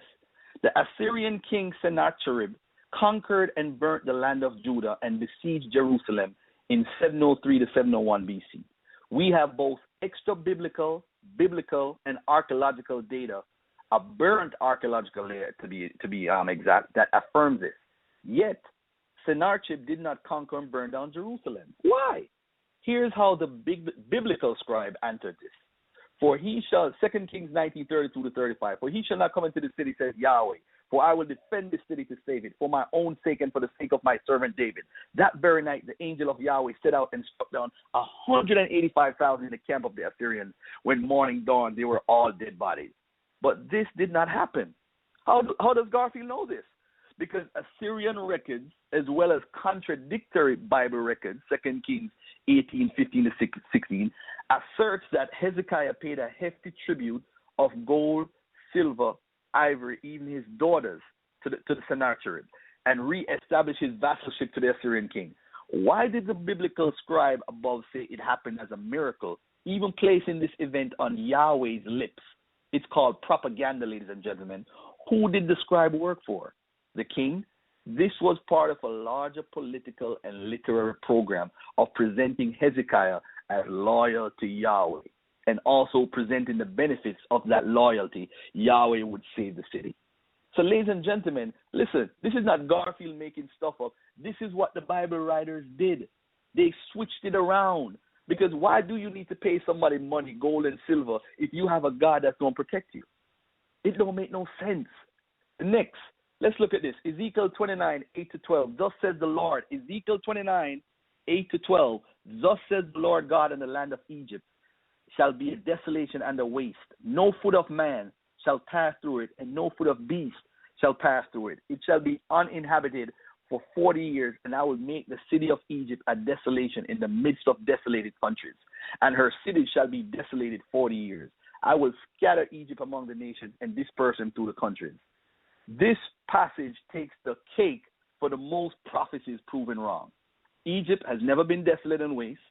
Men and people have always walked through it.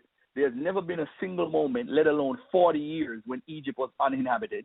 Egypt has never been a desolated country surrounded by more desolated countries, which is nonsense. Its cities has never been desolated for any period of time. And finally, there was no Egyptian diaspora. Ezekiel then also writes in verse 29:20, I have given him, Nebuchadnezzar, the land of Egypt as his recompense for which he has labored, because they work for me, says the Lord. Unfortunately here, too, he failed, because Nebuchadnezzar never, and I repeat that, never conquered Egypt. Is Garfield making this up? Does the Bible say it? Yes, it does. I could go into many prophecies that have failed. So when this guy Swordsman called, and I'm sure he's going to want to debate me one day, we'll debate Deuteronomy 28:68 and show how phony that verse is, and on all these verses that people like to point out, all these camps, not the dudes like LaRon who don't point out that foolishness. But listen, ladies and gentlemen, this debate was about the 7-day week. Look at it again. The Babylonians created a 7th, 14th, the 21st, and 28th as holy days, also called evil days, meaning unsuitable for prohibited activities. What is your Sabbath? Your Sabbath is a day when it's unsuitable for prohibited activities. On these days, officials were prohibited from various activities, and common men were forbidden to make a wish, and at least the 28th was known as a rest day. So now, am I saying that the Jews copied it? They had the concept. They took it because they had the concept indwelled in them because they were exiled for over 40, 50, 60 years. Look it up.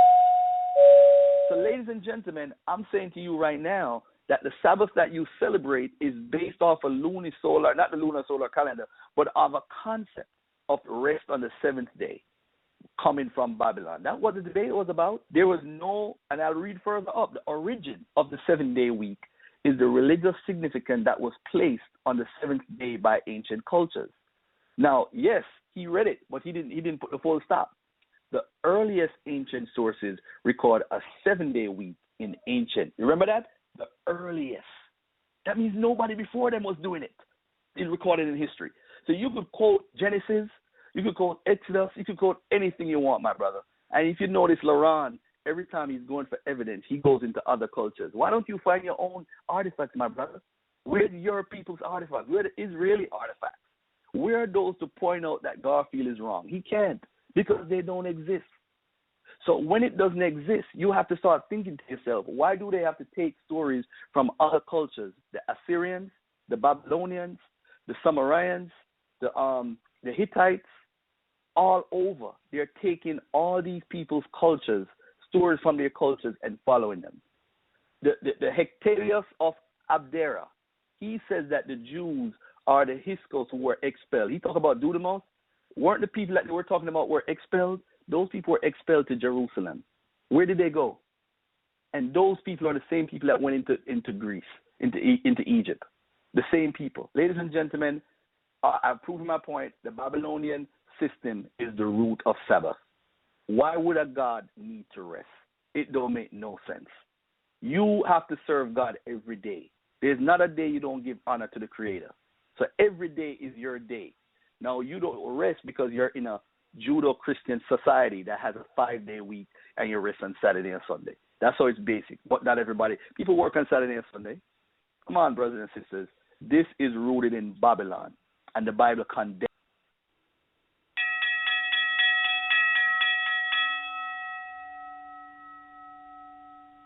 All right, Brother Garfield Reid, 7 minutes is up. Once again, I appreciate you coming on the show. I appreciate you bringing forth the topic for the show. And last minute, coming on and making another classic tonight, Debate Talk for You Radio. Let the people know, for those people that called in the middle of the show, let the people know where they can check out your show and other information as well. Go ahead. Yeah, they could check out my show at blogtalkradio.com. It's Real Talk Live.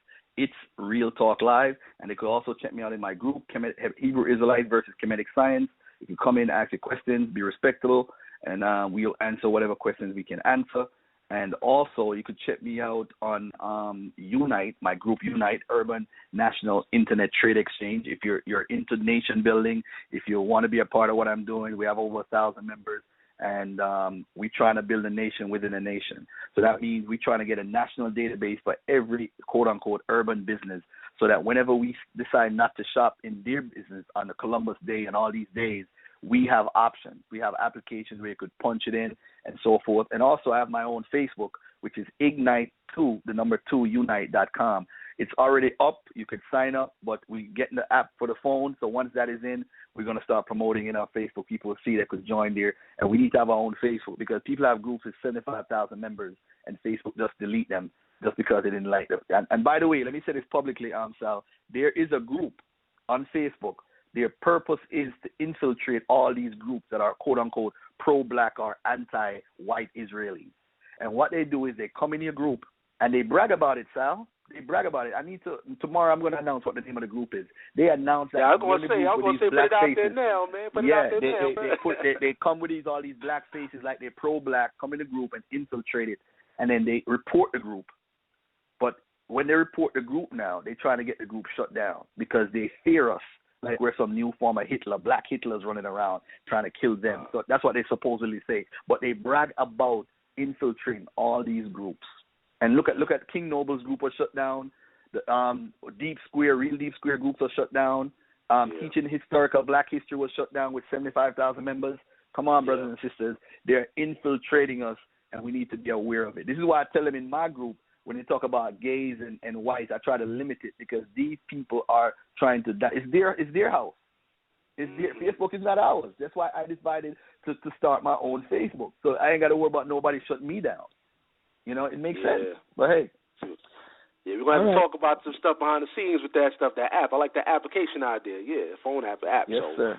Yeah, we're going to talk about that. But, got it.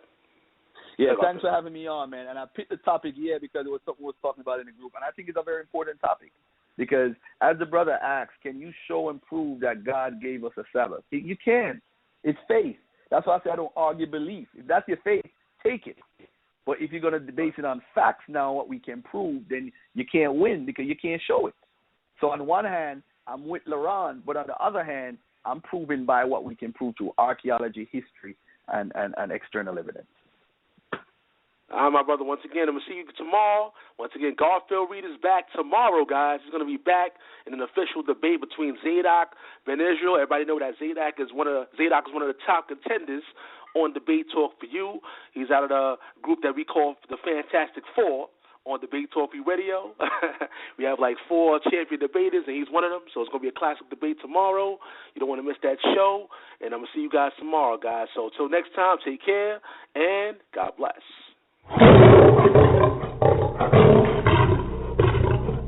Warning, warning.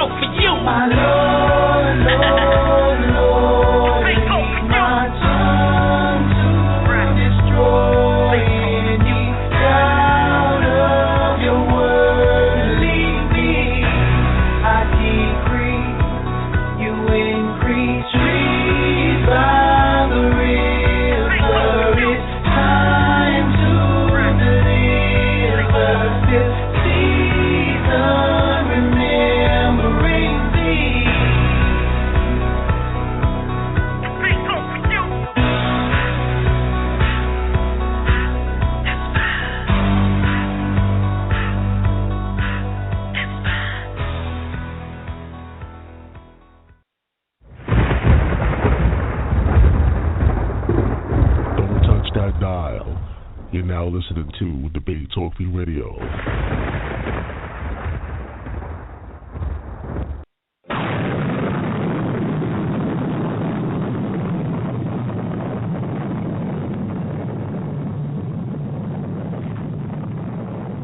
Welcome to the planets of debates.